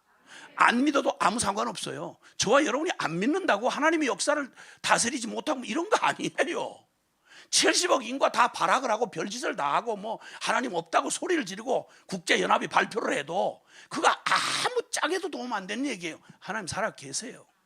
그 터진 입으로 함부로 불경건한 말 쏟아낸 놈, 하나님 없다고 하는 놈 있기 전에 하나님 이미 계셨고요. 그놈 죽어서 흙에 묻혀가지고 구데기가 한 입에 가득할 때 그 이후에도 하나님 살아 계세요, 여러분. 저와 여러분이 믿어주고 안 믿어줘서 간신히 하나님 노릇하는 그런 분이 아니라는 말을 이렇게 좀 표현하는 거예요. 용서하세요. 저는 서민이고 배우질 못해 그래요. 좀 세련되신 분들 뭐 말장난하면서 그 고급스러운 언어하면서 별 추잡하고 더러운 짓 하는 거 나 역겹더라고요. 차라리 말을 솔직하게 까놓고 얘기하는 놈이 낫지. 그 좋은 명분과 그 멋진 용어는 다 갖다 일권이니 평등이니 뭐 인류 평안이 있다고 소리하고 그 더러운 짓 하는 것들 보면 진짜 역겨워요. 여러분 안 그러세요? 아니 뭐 굳이 그렇게 대답할 필요는 없어요. 방송 보고 싶으신 분들도 뭐 보는 분들도 속이 시원할 거예요. 어이, 날마다 그 기름진 얘기만 듣다가 날마다 속이 비유가 상했는데, 아이고 대신 그렇게 해주니까 그 욕한 사람 당하는 건 내가 당하겠지 뭐, 욕을 했으니까. 들은 사람은 속으로 통쾌해도 그래도 안 당해요. 왜? 가만히 있었으니까. 자, 그런데 여기 지금 여기 이 디모데 전서가 전해지는 그 메시지의 대상은 에베소 교회를 부임했던 디모데에게 주시는 말씀입니다. 에베소 교회가 맞이했던 상황, 지금 우리가 맞이한 상황하고 다르지 않아요. 그때 로마의 제국하에 있었고, 그리고 아주 음란하기 짝이 없는 아시아와 그 유럽의 큰 아뎀이라고 하는 음란한 여신을 섬기는 아주 주무대였습니다. 거기가 종교적으로 아주 음란하고요, 그리고 사회 도덕적으로도 아주 세속화된 바로 그 에베소에서, 거기서 갑자기 예수를 믿어서 거듭난 하나님의 교회가 생겨난 거예요. 자, 그러니 이 기가 막힌 이 연약한 아직은 어린 교회가 거기 당하는 핍박 난리도 아니었습니다. 사도 바울도 맞아 죽을 뻔했던 데가 거기죠. 이래가지고 막 난리도 아니었습니다. 성령의 역사가 강하게 나타나니까 세상의 모든 죄악된 세력들이, 어두운 세력들이 막 발광하고 난리가 냈습니다. 그런데 아시겠지만 초대교회는, 여러분 우리가 복음이라고 말하는 기독교는요, 아야 예수님 십자가에 잡아 죽이고 시작한 거 아닙니까? 그렇죠? 예수님 당신 스스로가, 우리의 머리 대신 예수님 스스로가 붙잡혀 뻘거갖고 십자가에 죽고 시작한 게 바로 그 죽음을 딛고 부활하신 예수 그리스도를 믿는 게 기독교예요. 그러니까 기독교의 복음은 항상 주님이 말씀한 것처럼 그냥 꽃비단길 가는 거라고 얘기 안 하셨어요. 좁은 길이라고 했고, 반드시 너희도 나와 함께 핍박을 받을 거라고 말했고요, 세상이 악을 쓰고 덤벼들 거라고 말했어요. 십자가의 복음을 어디서 환영 못 받는다고 주님이 미리 말씀했다고요. 성령 충만해가지고 오순절 성령 강림이 됐던 초대교회는 그때부터 시작해서 그냥 선교 전략이 다른 거 없었어요. 의도 터지고 막 죽이고 깨트리면 그냥 와 흩어져 가면, 그때는 뭐 성직자고 평신도 이런 구분이 없을 때니까 예수 믿어서 십자가 부활의 주님을 성령으로 만나고 나면 이 사람들은 쫓겨가든지 뭐 나그네가 되든지 다시 고향으로 돌아올 여지가 없어도 그저 우울증 걸리고 뭐 우리는 교회 다 망했어요 이런 짓 안 했어요. 교회는 그때부터 2000년 동안 선교 교회 전략이라는 게 다른 거 없었어요. 왜냐하면 같이 때려 죽이고 그냥 같이 반격을 하라 이렇게 말하시니까, 칼로 흥한 자는 칼로 망한다고 말씀하시니까, 원수를 사랑하라고 그러니까, 기도하라고 그러니까 그냥 의도 터지고 죽임 당하고 쫓기고 그냥 내어 밀리고, 그러면 놀라웠게도 그 모든 상황을 지금 유라굴로 태풍 속에 죄수로 가는 바울이 그 모든 여행의 캡틴이에요. 캡틴, 진짜 선장이에요. 그 너와 함께한 자들의 생명을 다 너에게 주겠다. 예, 이 시대에 지금 한국호를 타고 가는 지금 한국 우리 민족의 운명은 어처구니 없지만 여러분, 저와 여러분에게 주님이 맡겨주셨다 이 말이에요. 그러니까 우리가 그 권세로 왕같은 제사장으로 지금 기도하고 있는 겁니다, 여러분. 아멘. 대통령 하는 일이 있겠죠. 국무총리는 국무총리대로, 국회의원은 국회의원대로, 경찰과 군대는 자기들이 하는 대로 하겠죠. 그러나 교회가 할 수 있는 일은 누구도 예수 이름을 가진 진정으로 거듭난 자 아니라면 감당할 수 없어요. 그게 왕같은 제사장인 것입니다. 할렐루야. 그런데 이런 마지막 희망을 갖고 있는 교회가 여기 지금 말해보니까 너 선한 싸움을 싸우며 믿음과 착한 양심을 가지라. 이게 교회가 존재하고 이 땅에서 하나님의 거룩한 통치를 이루게 하시는 하나님이 주신 거예요. 너 은혜와 하나님의 그 놀라운 은혜 안에서 그 믿음과 착한 양심을 가지라. 그런데 놀랍게도 그 교회 안에 있던 무리들 중에 교회가 이 착한 여기 그 양심을 버렸고 그 믿음에 관하여 파선하였느니라. 폭풍 속에 사람들의 생명을 맡겨주셔서 그들을 구원해야 될 책임을 가진 자들이 스스로의 믿음에 파선을 했단 말이에요. 그 중에 대표적인 놈이 후메네와 빌레드라고, 여기 후메네와 알렉산더라고 하는 자입니다. 성경에 기록이 돼 있었어요. 이놈 죽어서 지옥에서 지금도 계속 고통스럽게 이거 읽을 때마다 믿음에 파선을 하고 양심을 저버린, 쉽게 말하면 변절하고 타락한 교회 안에 있었으나 교회를 배반하고 예수님을 배반하고 그리고 양심을 버렸던 자들, 양심을 버리고 믿음에 파선한 자들이라는 것입니다. 여러분, 2020년은 우리에게 우리 교회의 현 주소를 숨길 수 없이 드러나게 하셨습니다. 묻겠습니다. 여러분, 이 한 해를 지나시고 이 코로나 사태를 지나시고 여러 형편과 처지로 특수를 누렸던 이 코로나의 폐해를 당했던 상관없이 여러분이 그냥 평범한 한 해는 아니었을 텐데 이때 드러난 다른 상황은 그렇다 치고 여러분의 영적 상황이 어떠신지 여러분 보셨습니까? 여러분의 신앙은 좀 안녕하셨던가요? 위기를 지나면서 보니까 하나님 예배한다는 말은 살아계신 하나님과 살아있는 인격적 관계가 이루어졌다는 말인데 나는 진짜 주님하고 만난 적이 있던 사람인가? 나의 믿음은 실제였나?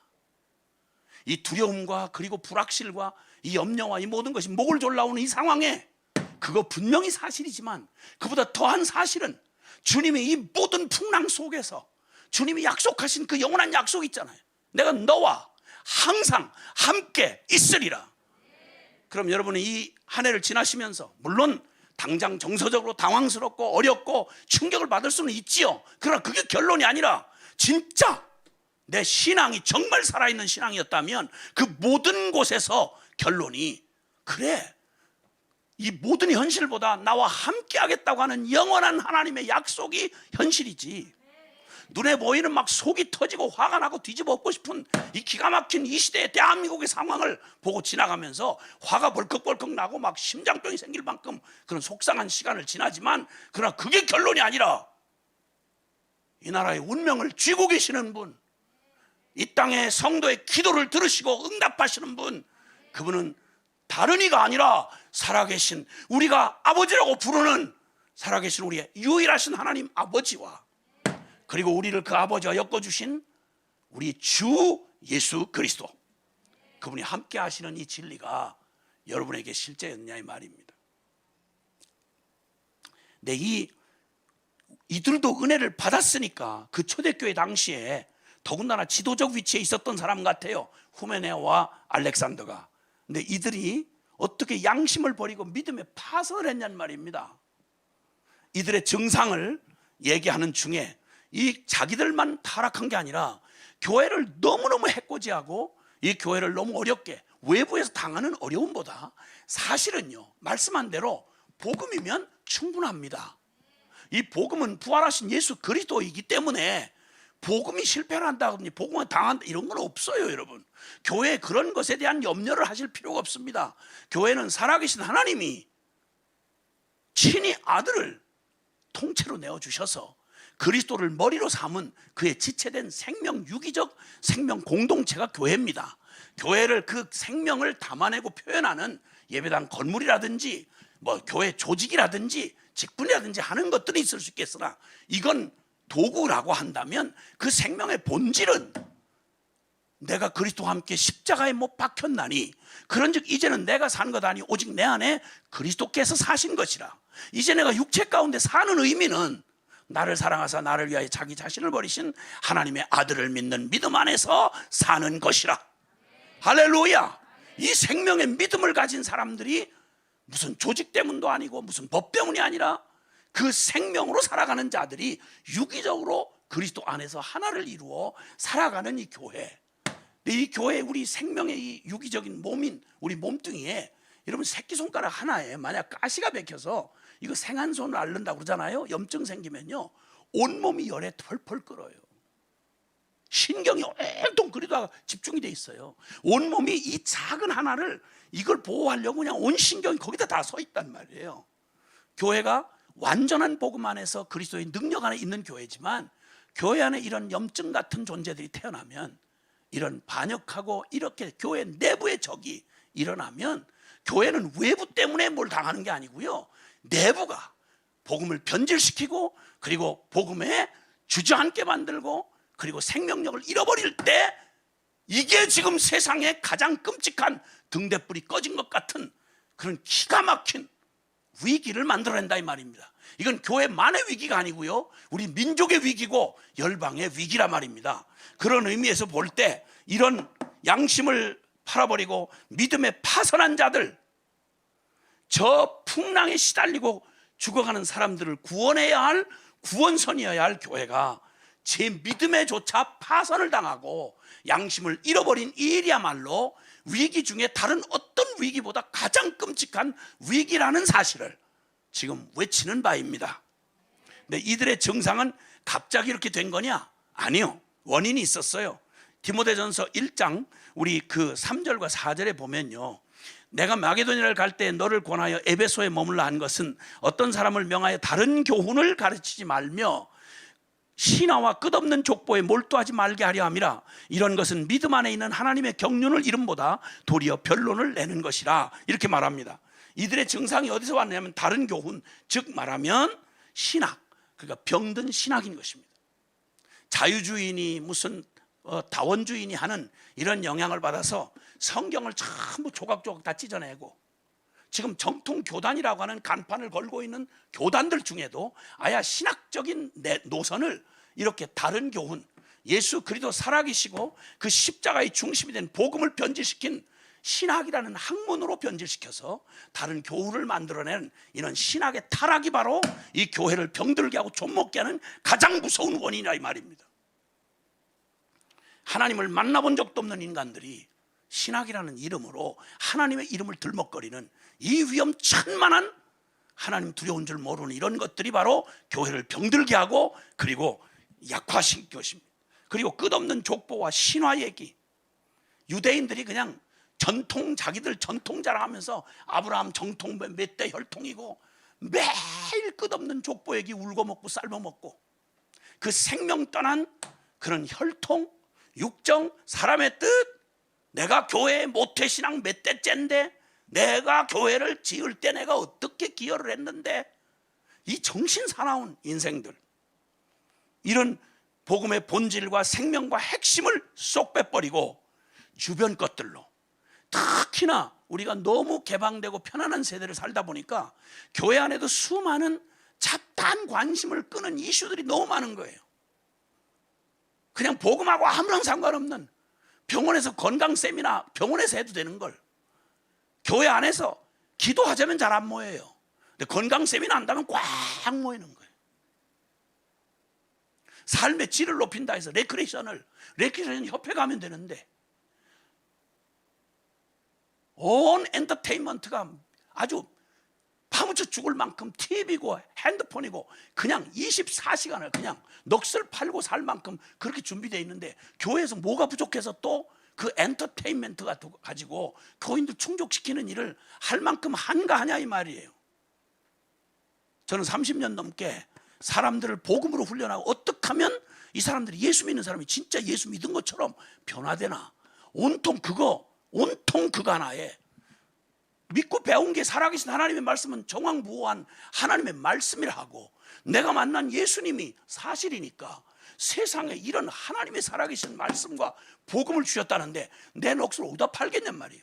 오직 미쳐 순종하고 가르쳐준 대로, 설교한 대로, 내 선배 목사님들이 가르쳐준 대로, 신학교에서 가르쳐준 대로, 말씀대로 믿고 순종한다고 해도 너무 극단이라는 거예요. 어떻게 사람이 말씀대로 사느냐는 거예요. 아니 그럼 설교할 때부터 그렇게 얘기해야지. 말씀을 그렇게 살 수 없는 거라고, 그냥 이거 시 읊는 거라고, 그냥 좋은 고전이라고 이렇게 말해야 될 거 아니야. 한 인생을 걸고 이 말씀을 하나님 말씀이라는데 감히 겁없이 어떻게 하나님 말씀을 내 멋대로 해석해서 내가 살 수 있겠냐 말이요. 근데 이 정신사나운 신학 따로, 신앙 따로, 믿음 따로, 삶 따로, 이걸 고민도 안 하는 이상한 괴물 같은 교인들이 예배당 안에 가득 차가지고 기독교 이름을 걸고 수많은 사업을 펼치고, 예수님은 진짜 나타나시면 교인들이 놀랄 판이야. 왜냐면 진짜 만난 적이 없기 때문에. 다른 교리, 신학적인 타락, 그리고 끝없는 신화와 족보 얘기, 이런 것들로, 주변 것들로 계속 우리들의 관심을 분산시키고, 그러다 보면 말씀대로 살지 아니하고 하나님을 경외하지 않는 우리의 이 부당한 삶을 살면서도 양심이 자꾸 무뎌지기 시작하면 무슨 일이 일어나냐면 양심을 버리는 일이 일어나요. 그래서 말씀 들으면서 전혀 가책을 안 받아요. 아, 어떻게 말씀대로 살 수 있냐고. 인간이는 어차피 타락한 죄인이기 때문에 뭐 그걸 어쩔 수 없는 거라고. 믿음의 양심을 버리고 결국은 믿음의 파산이 일어나는 겁니다. 그래서 바로 이 반역 배신자들, 이 배교자들, 후메네오와 알렉산더 같은 이 거짓 선생 같은 이런 자들이 어떻게 일어나느냐? 바로 양심을 버리고 믿음에 파산한 일들이 일어납니다. 이런 새로운 일은 아니고요. 예수님 당시에도 가장 그 유대교 종교에 영향을 끼치는 기득권을 누리는 자들이 있었어요. 두 부류가. 크게 나누면 두 부류. 하나는 바리새파, 하나는 사두개파였습니다. 바리새파는 오늘날로 말하면 보수 정통 이래가지고 성경을 그냥 보수적으로 이걸 다 말씀대로 믿는다고 하는 그런 교리라고 할 수 있겠습니다. 바리새인들은 정통 교리를 믿었습니다. 천국도 믿고 천사도 믿고 그다음에 부활도 믿고 영생도 믿고 이랬습니다. 근데 사두개파는 오늘날 저 서구의 유럽의 이 신학교의 영향을 받아가지고 그 신학의 영향을 받아서 그냥 성경을 신화라고 얘기를 하고 그냥 온통 성경을 고등비평부터 해가지고 그냥 있는 대로 쪼개내고 갈라내고, 그래서 그냥 하나님은 개념이야, 관념. 오히려 그 사람들에게는 그냥 교리적 자체로 그 사람들은 원래 하나님을 살아있는 인격이신 참되신 하나님으로 믿어본 적이 없어요. 교리상 그게 아니니까. 그런데 기독교의 이름을 걸었어요. 왠지 아세요? 기독교보다 더 사람들을 함께 모아서 헌금 받아내고 실력을 할 수 있는 종교 중에 최고 고등 종교가 기독교이기 때문에 그래요. 그러니까 안 믿는 놈도 다 기독교를 얹혀서 하려고 하는 이유가 그거예요. 나 그래서 솔직하게 말하죠. 한 번도 만나보지도 않고 믿지도 않는 하나님 이름 팔아서 그 월급 받아먹고 그 양심도 안 걸리냐 그거? 차라리 하나님 만난 적이 없고 안 믿어지거들랑 정직하게 벽돌이라도 찍어라. 쓰레기라도 치워서 정직하게 일하고 정직하게 벌어먹을 일이지, 믿지도 않는 하나님의 이름을 팔아서 교회에 폼 딱 잡고 이런 냄새나고 파렴차고 가증한 일들이, 이 사람끼리도 이건 역겨워서 견딜 수가 없는데 겁대가리 없이 어떻게 살아계신 하나님을, 만나본 적도 없는 하나님을, 지가 믿지도 않는 하나님을, 하나님을 이용해 먹어. 피조물이 무슨 일을 당하려고, 지가 몇 년을 더 코에 숨을 쉬고 살려고, 저 심판받는 날에 그 지옥불을 아무리 안 봤다고 그래도 제 심령만 봐도 알잖아요. 하나님 없는 심령이 지옥의 샘플 아니에요, 샘플. 예수님 당시에도 바리새파 교리 정통을, 성경 교리 다 문자대로 믿는다고 한 사람들이에요. 그런데 그들은 하나님을 전혀 두려워함이 없었어요. 그러니까 주님이 이 독사의 자식들아, 이 회칠한 무덤아, 네 말하는 대로만 해도 네 양심이 움찔할 텐데 양심 전혀 미동 안 해요. 그리고 하나님의 말씀대로 오신 그들에게 네가 말한 말씀대로 살면 너 그 외식하지 말아라 이랬더니 이씨 하고는 예수님을 십자가에 잡아 죽인 놈들이 바로 보수 정통 성경 말씀대로 믿는다고 하는 유대인 기독교가 아닌 유대교 지도자들, 바리새인, 제사장들, 장로들, 서기관들, 이들이 예수님을 십자가에 처형했습니다. 여러분, 사두개파 이것들은 완전히 관심이 없어. 정치, 그냥 권력, 돈 이런 거에 관심 있는 것들이라 그냥 종교적으로 제사장 그 기득권을 놓치고 싶지 않아서 믿지도 않는데 그냥 모태신앙이긴 한데 신앙은 전혀 없고 관심도 없고 오직 세상의 안목의 정욕, 육신의 정욕, 이생의 자랑밖에는 관심이 없는 것들이 기독교의 이름을 걸고 출세를 해서 그 유대 사회의 지도자가 되는 제일 쉬운 길이 그 길이니까 이들은 둘 다 무신론자예요. 둘 다. 하나는 바리새파는 교리로는 믿는다고 말하는데 실천적으로는 무신론자야. 근데 이 사두개파는 교리로는 아예 까놓고 우리는 하나님 안 믿는다 이렇게 말하는 놈들이니까 그땐 천국도 안 믿고 한까 예수님 앞에 조롱하면서 그랬잖아요. 성경대로 이걸 믿으라고 성경이 모순이 많습니다. 이래가지고 형제 7 있는데 애를 못 낳고 그럼 다음 동생에게 또 시집가고 7 형제한테 갔는데 천국 가면 천국도 안 믿으니까 부활도 안 믿고 그럼 누구 부인이 되겠습니까? 이러고 농담 삼아서 주님 앞에 얘기하다가 주님이 한마디로 사두개파를 한마디로 정리한 말 있잖아요. 너희가 성경도 하나님도 모름으로 오해하였도다. 오늘 이런 부류들이 기독교라는 이름 안에 정통교단이라는 이름 안에 무수히 밥 먹고 살아요. 지금 이렇게 끔찍한 성경을 정면으로 도전하는 동성애 문제 그리고 이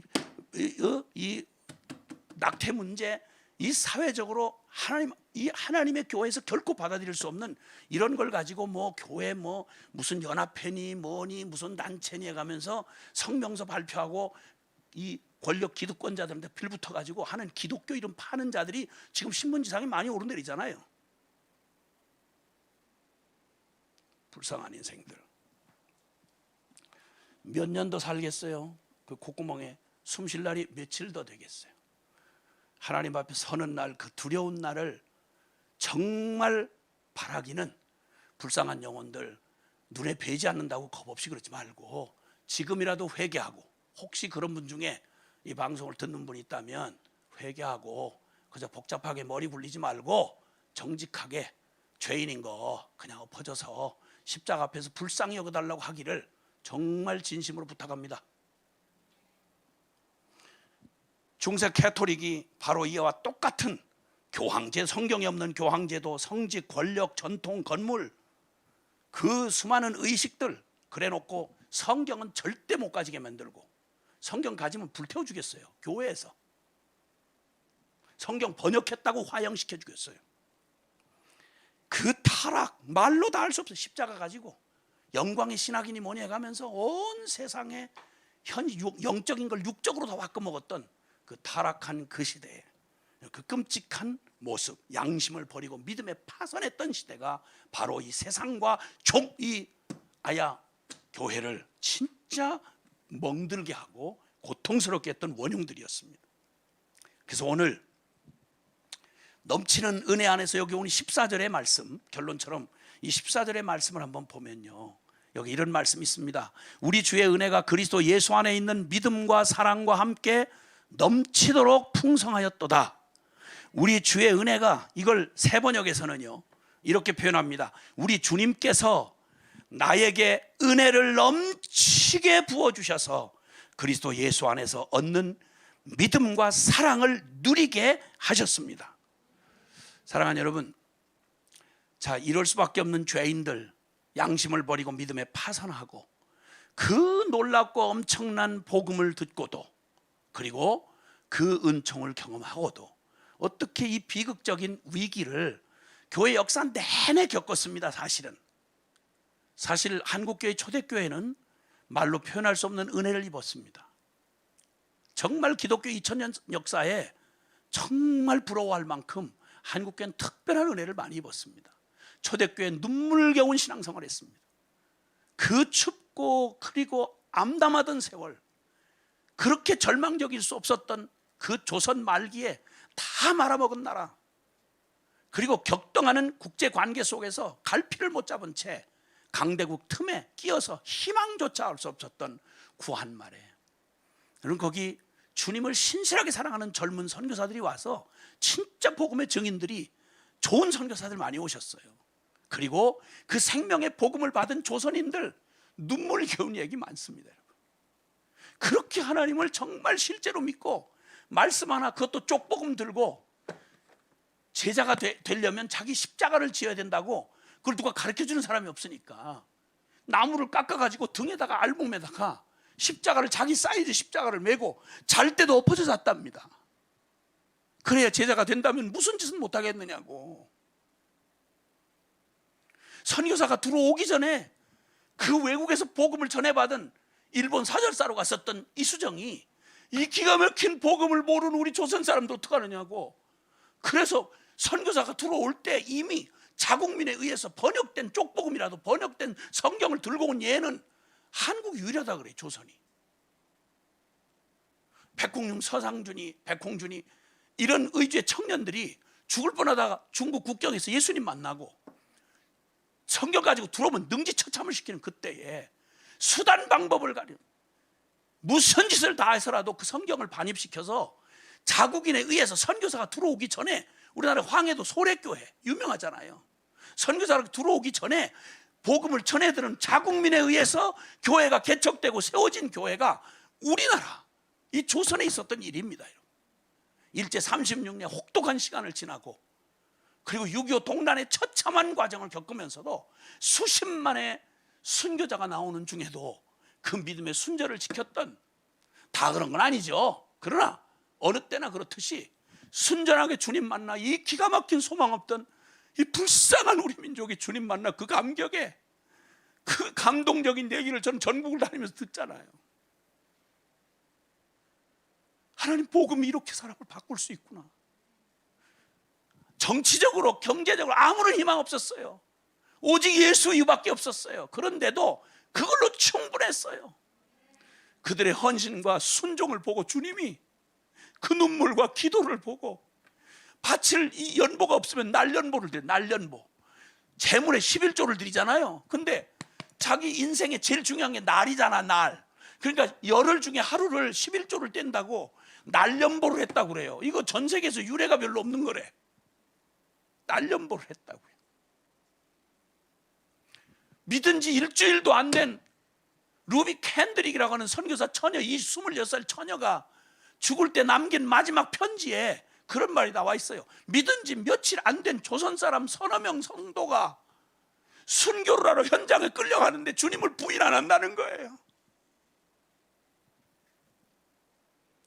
그 주린배를 움켜쥐고 하나님 앞에 그렇게도 주님의 그 늦게 받은 주님의 사랑이 너무 감격해서 주님 앞에 순종한 아름다운 주님의 교회를 주님 보시고, 조선의 이 초라한 교회를 보시고 쇠사슬에 끌려가는 것 같이 일제 36년의 그 기가 막힌 비참한 속에서도, 유라굴레 광풍 속에 선교사 바울 같은 꼬라지지만, 그러나 하나님은 그 풍랑한 목판에서 사도 바울 한 사람을 통해서 그 역사를 다스리시며 풍랑을 다스리시며 그들을 구원하시는 역사를 이루어가시는 하나님의 역사의 주역이 누구냐면 바로 쇠사슬에 묶여가는 아무 자기 의지가 하나도 발동할 수 없는 초라하기 짝이 없어 보이는, 그러나 살아계신 하나님을 생명으로 만나고 그 주님이 전부가 된 증인을 통해서 하나님은 그 역사를 바꾸시고 바다를 잠잠케 하시고 하나님의 구원의 역사를 펼쳐 가신다, 이 말입니다.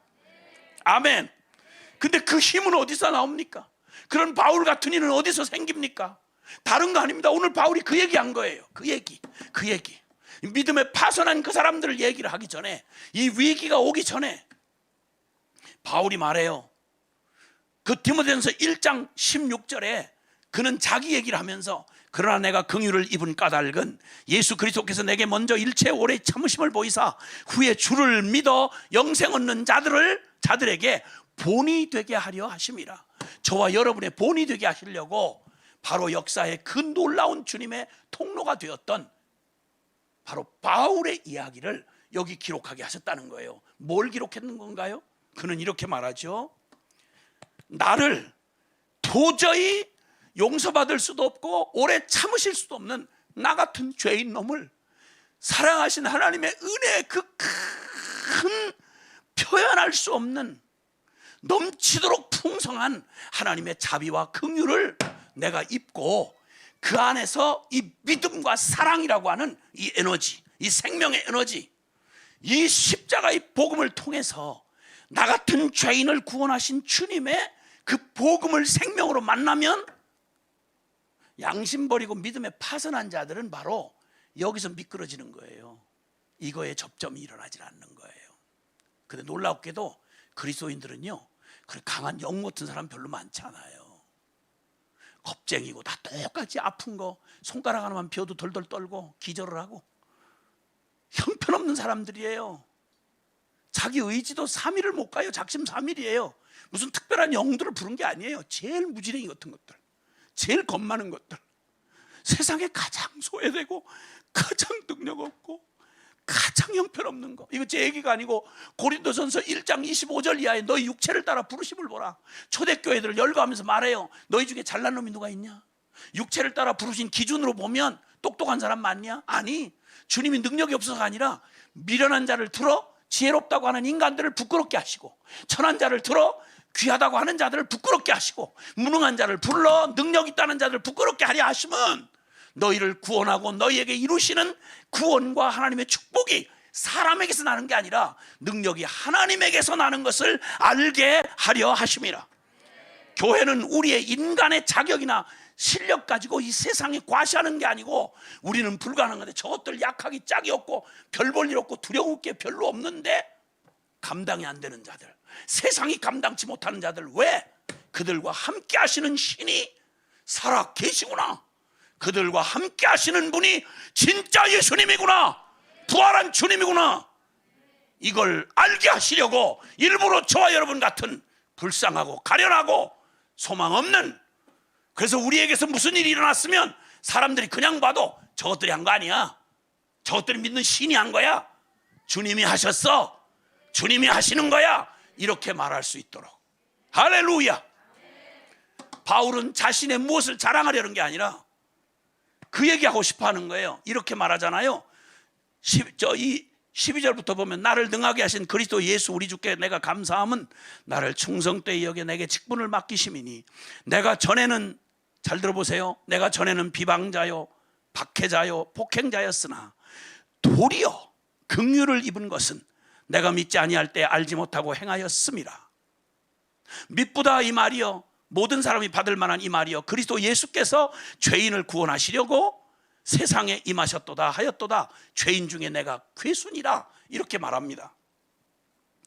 여러분, 끝없이 참아주신 그리스도의 은혜, 바울이 만난 이 사울이었던 악한 자가 바울이 된 이 바울이 만난 하나님은 어떤 하나님이고 하니, 끝없이 참아주신 예수 그리스도의 은혜, 죽여서 마땅한, 존재적으로 죽여 마땅한 죄인이고, 그리고 그 죄인으로 태어나서 순간순간마다 수없이 심판받을 짓만 골라하던 그를, 비방자였을 때 여러분 예수 그리스도의 십자가의 그 사랑을 조롱하면서, 그 주님의 십자가의 그 사랑의 복음을 조롱하고 비판하고 대적할 때, 그때 죽여도 할 말이 없는 자였습니다. 그때 박해를 할 때, 스데반을 때려 죽일 때 주동자였습니다. 그때 주님이 숨 거두셔도 아까울 거 하나도 없는 인간이었습니다.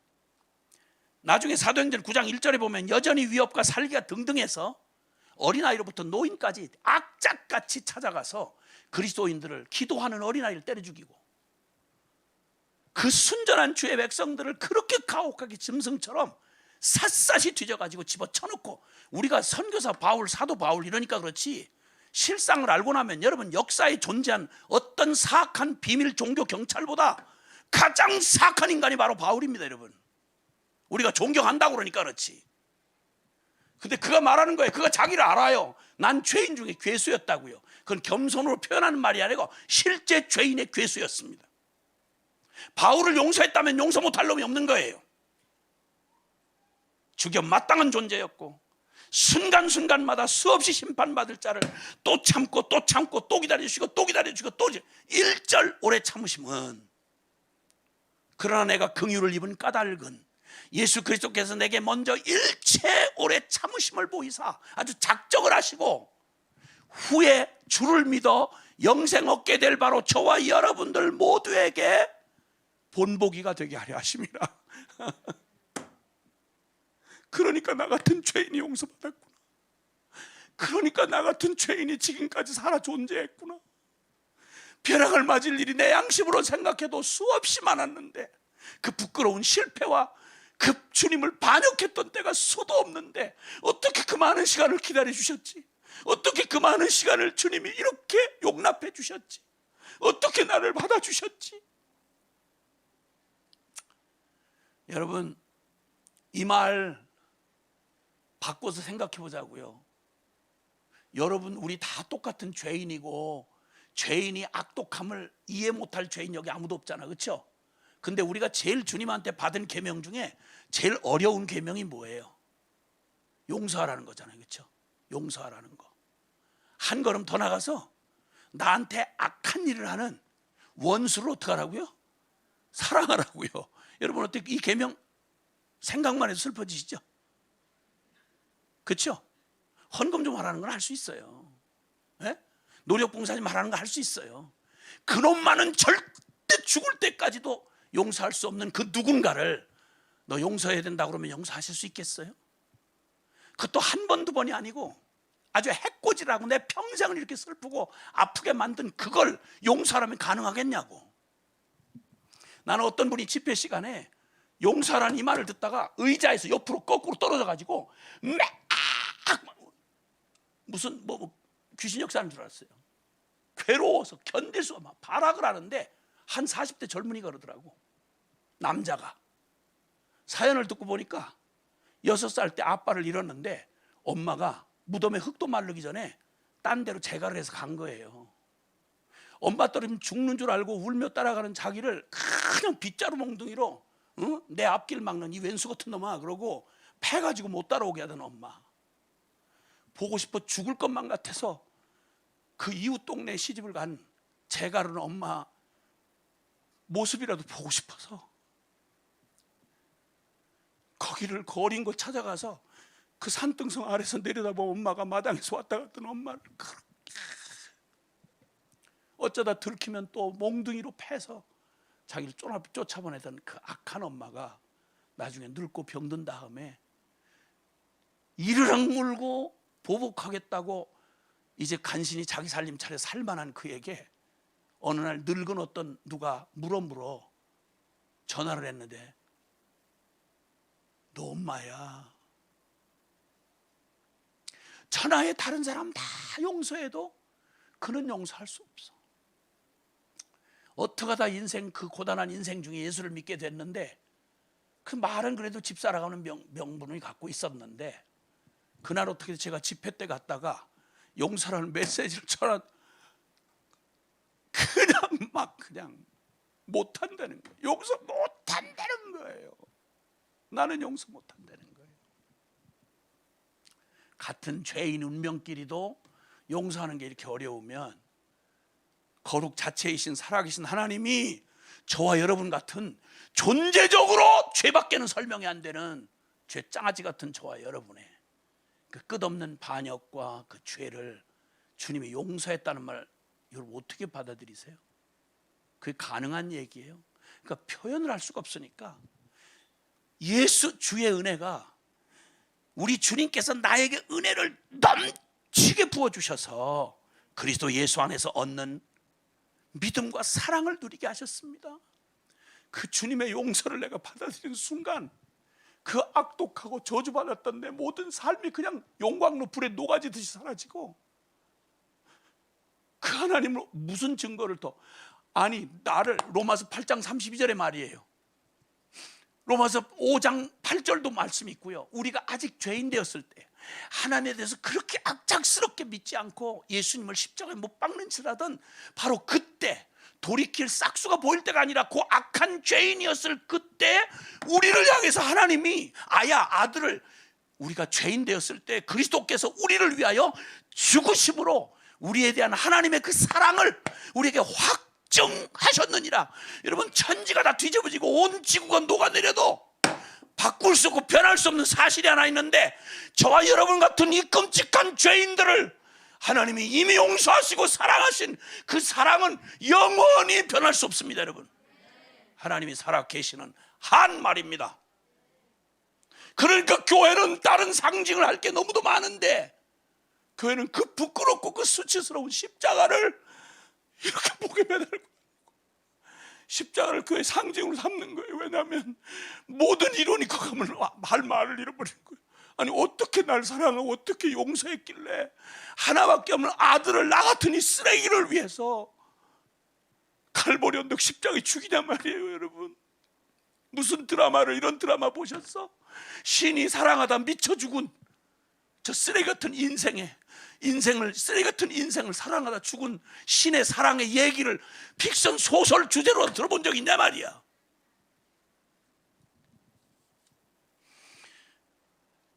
그러니까 주님, 우리가 얼마나 용서가 불가능한 자인지를 아시고 주기도문에도 기도를 가르쳐 줬어요. 기도할 때 이렇게 하라고.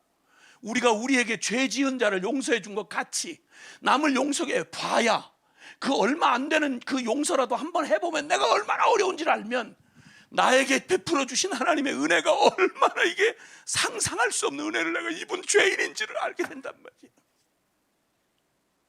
그럼 긴 말이 없어져요. 이렇게 십자가를 만난 사람은요, 어떻게 그런 명목주의가 나오고, 어떻게 그런 말도 안 되는 양심을 버리고 믿음을 파선하는 이런 따위의 기독교 기생충 같은 인간들이 교회 안에 존재할 수 있겠단 말이야. 저도 못 믿고 남도 지옥 가게 만드는 어떻게 신앙을 팔아서 영혼팔이 장사를 하는 놈이 감히 있을 수 있냔 말이요. 그놈 근처에도 가본 적이 없어요. 그놈은 미안하지만 그게 직분이 뭐든지 뭐 박사 아니라 뭐 세상 없는 야를 해도 아니요, 그건 아니요. 교회는 종교가 아니라 말이요, 기독교는 생명이요, 생명. 아멘. 거룩한 하나님이 죄 자체인 나를 어떻게 사랑하셨나만 생각해도,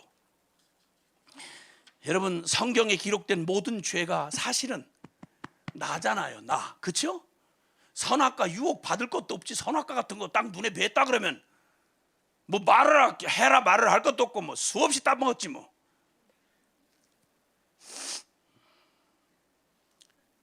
유혹 안 해도 실컷 처먹었을 우리인데, 가인의 그 살인과 시기가 우리 피 속에 그냥 흐르고, 사울의 교만과 그 완고함이 우리 안에 너무도 생생하게 있고, 발람의 탐욕이 우리 여전히 심장을 뛰게 하고, 고멜의 그 음탕한 게 우리 온통 생각과 정욕을 부추기는 이 소망 없는 저와 여러분을 성경은 의인 없나니 하나도 없다 말하고, 그런 우리에게 살아계신 영원하신 오직 한 분이신 하나님께서 당신의 아들을 내어주시는 풍성한 은혜, 무한한 자비를 우리에게 부어주셨으니, 그 은혜 안에서 여기 본문에 세 번역의 본문 표현대로 하면, 우리 주님께서, 다시 들어보십시오, 우리 주님께서 나에게 은혜를 넘치게 부어주셔서 그리스도 예수 안에서 얻는, 십자가 이 복음 안에서 얻는 믿음과 사랑을 누리게 하셨습니다. 여러분과 믿음과 사랑은 절로 생기는 거 아닙니까? 저절로 생겨요. 이 은혜를 내가 받을 수 없는 나 같은 죄인에게 베푸신 십자가의 복음과 진지하게 한번 부딪히면요, 그러면 누가 뭐라고 해도, 어떤 신학적인 말장난을 해도, 어떻게 그 하나님, 그 예수님을 내어주신 하나님의 그분을 어떻게 의심을 해요? 예? 아무리 두렵고 혼돈스럽고 걱정이 돼도, 근심과 두려움에 눌려 있다가도 하나님 그 사랑만 생각하면 그 하나님 나를 어떻게 버려요? 나를 버린다는 말은 당신 아들을 버린다는 말이 되는데, 왜? 그분 핏값으로 날 샀거든. 이런 성도를 누가 떼놓겠어요? 누가 우리를 그리스도의 사랑에서 끊으리요? 로마서 8장 35절 이하에 누가 우리를 그리스도의 사랑에서 끊으리요? 환난이나 곤고나 핍박이나 적시나 위협이나 기근이나 칼이랴. 그 어떤 피조물도 우리를 사랑하시는 그 사랑으로 말미암아서 우리가 넉넉히 이기는데, 현재일 장래일 높음 기쁨 천사 권세들, 현재일 장래일 그 어떤 것도 이 그리스도 예수 안에 있는 하나님의 사랑에서 끊을 수 없느니라. 아멘. 아무리 초신자라도, 아무리 별본 이름 무식한 그리스도인이라고 해도, 정말 주님의 이 십자가의 복음을 만난 사람은 천하에 넋이라도 있고 없고 무슨 짓을 다 해도 우리를 그 하나님의 사랑하는 그 주님을 믿는 믿음에서 우리를 떼어놓을 수가 없어요. 없어요. 없어요. 그리고 그 사랑, 그 믿음 안에서 얻게 된, 그 은혜 안에서 얻게 된 믿음과 사랑이 함께 넘치도록 풍성하였다. 그러니까 그리스도인의 특징은 다른 거 없어요. 그리스도는 악해질 수가 없어요. 이 은혜를 입은 우리가 어떻게 악독하겠어요? 그러니까 선한 양심과 착한 믿음과 그리고 사랑으로 하나님의 은혜를 받은 생명의 신앙이 약동을 해요. 그러니까 꼭 저 이리 가운데 양을 보낸 것 같이, 그렇게 꼭 죽임당하러 보낸 것 같이, 그리스도인의 명령은요, 우리가 막 누군가를 싸워서 저놈 죽여라, 타도해라. 공산주의는 혁명과 피로 설립하는 게 공산주의지만, 기독교는 천하 어떤 역사에서도 그렇게 하라고 하지 않았어요. 이렇게 하면 다 망하고 실패하는 거 아닌가 싶은데 아니요. 그래서 우리 기도하잖아요. 화염병 안 들고 기도하잖아요. 오케이. 그래도 여러분, 여기 기도하는 데에며 기도에 참여하신 분들이 그래도 주님 사랑해서 이렇게 가면 안 된다 해서 기도의 현장에 뛰어들고 기도하시고 비를 맞아가며 또 그렇게 하신다는 얘기를 저희 들으면서, 그래, 우리 모습이 어떤 모습이든 우리 못 막지. 우리를 움직이는 건 분노 아니에요. 두려움 아니고요. 믿음과 사랑이에요. 이 믿음과 사랑으로 복음이 실제가 된 성도들은요, 어떤 모양으로 하든요, 어떤 투쟁을 하든 우리는 예수님 그분의 방법으로, 그분의 은혜 안에서 믿음과 사랑이, 세상이 가장 두려워하는 건 와르르 일어났다가 그냥 이런저런 상황에 힘은 힘으로, 폭력은 폭력으로 이렇게 해서 사그러드는 거 별로 무서워하지 않아요. 왜냐하면 그건 전공이니까, 그들의 전공. 그러나 사랑과 용서와 믿음은 누구도 흉내 못 내요. 이런 그리스도인이 최종 승리해요. 그래서 요한일서 5장 4절과 5절에는 대저 하나님께서 난 자마다 세상을 이기느니라, 세상을 이기면 이기시니 곧 너희의 믿음이니라. 5절에 예수께서 하나님의 아들이심을 믿는 자가 아니면 세상을 이기는 자가 누구냐? 누가 세상을 이기겠어요? 세상을 이기는 자는 역설적이게도 어린 죽임을 당하는 양처럼, 죄수 바울처럼 이렇게 묶여있고, 그리고 그런 가운데 내던져진 것 같지만 살아계신 하나님이 우리와 함께 하시고, 죽음을 이기신 부활의 주님이 우리의 주님이 되셔서 우리를 믿음과 사랑으로 은혜 안에 꽉 붙들고 계시니까 우린 지치지 않아요. 믿음과 사랑이 있는 사람은 안 지쳐요. 누가 알아주고 안 알아주고, 많이 모이고 안 모이고 전혀 상관없어요. 왜냐하면 주님 때문에 우리는 가는 길이기 때문에. 할렐루야. 아멘. 기도하십시다.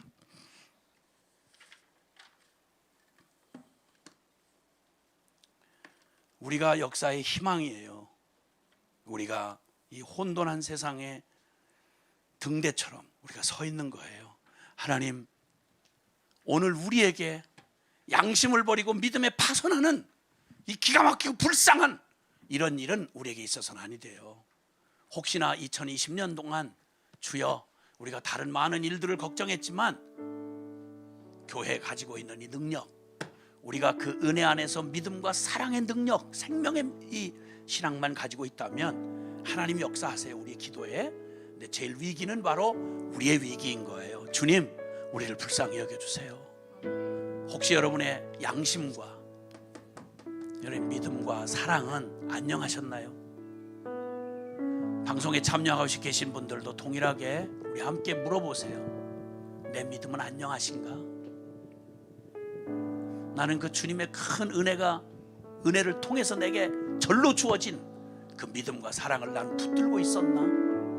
혹시나 나는 너무 직면한 이 이슈 때문에 혹시 내가 도대체 어떤 사람인지, 어떤 은혜를 입은 죄인인지, 나의 의지나 나의 각오는 반드시 한계가 있어요. 그러나 이 은혜 안에 생겨난 믿음과 사랑은요, 언제까지는 떨어지지 않아요. 오 주님, 나를 다시 한번 내 영혼을 새롭게 하셔서, 주님, 내가 어떠한 내게 베푸신 은혜가 어떤 은혜였는지 십자가 이 복음 굳게 붙잡게 해주시고 여기 나를 충만하게 해주시옵소서. 우리 함께 다 같이 주여 한번 부르고 동성으로 기도합시다. 주여.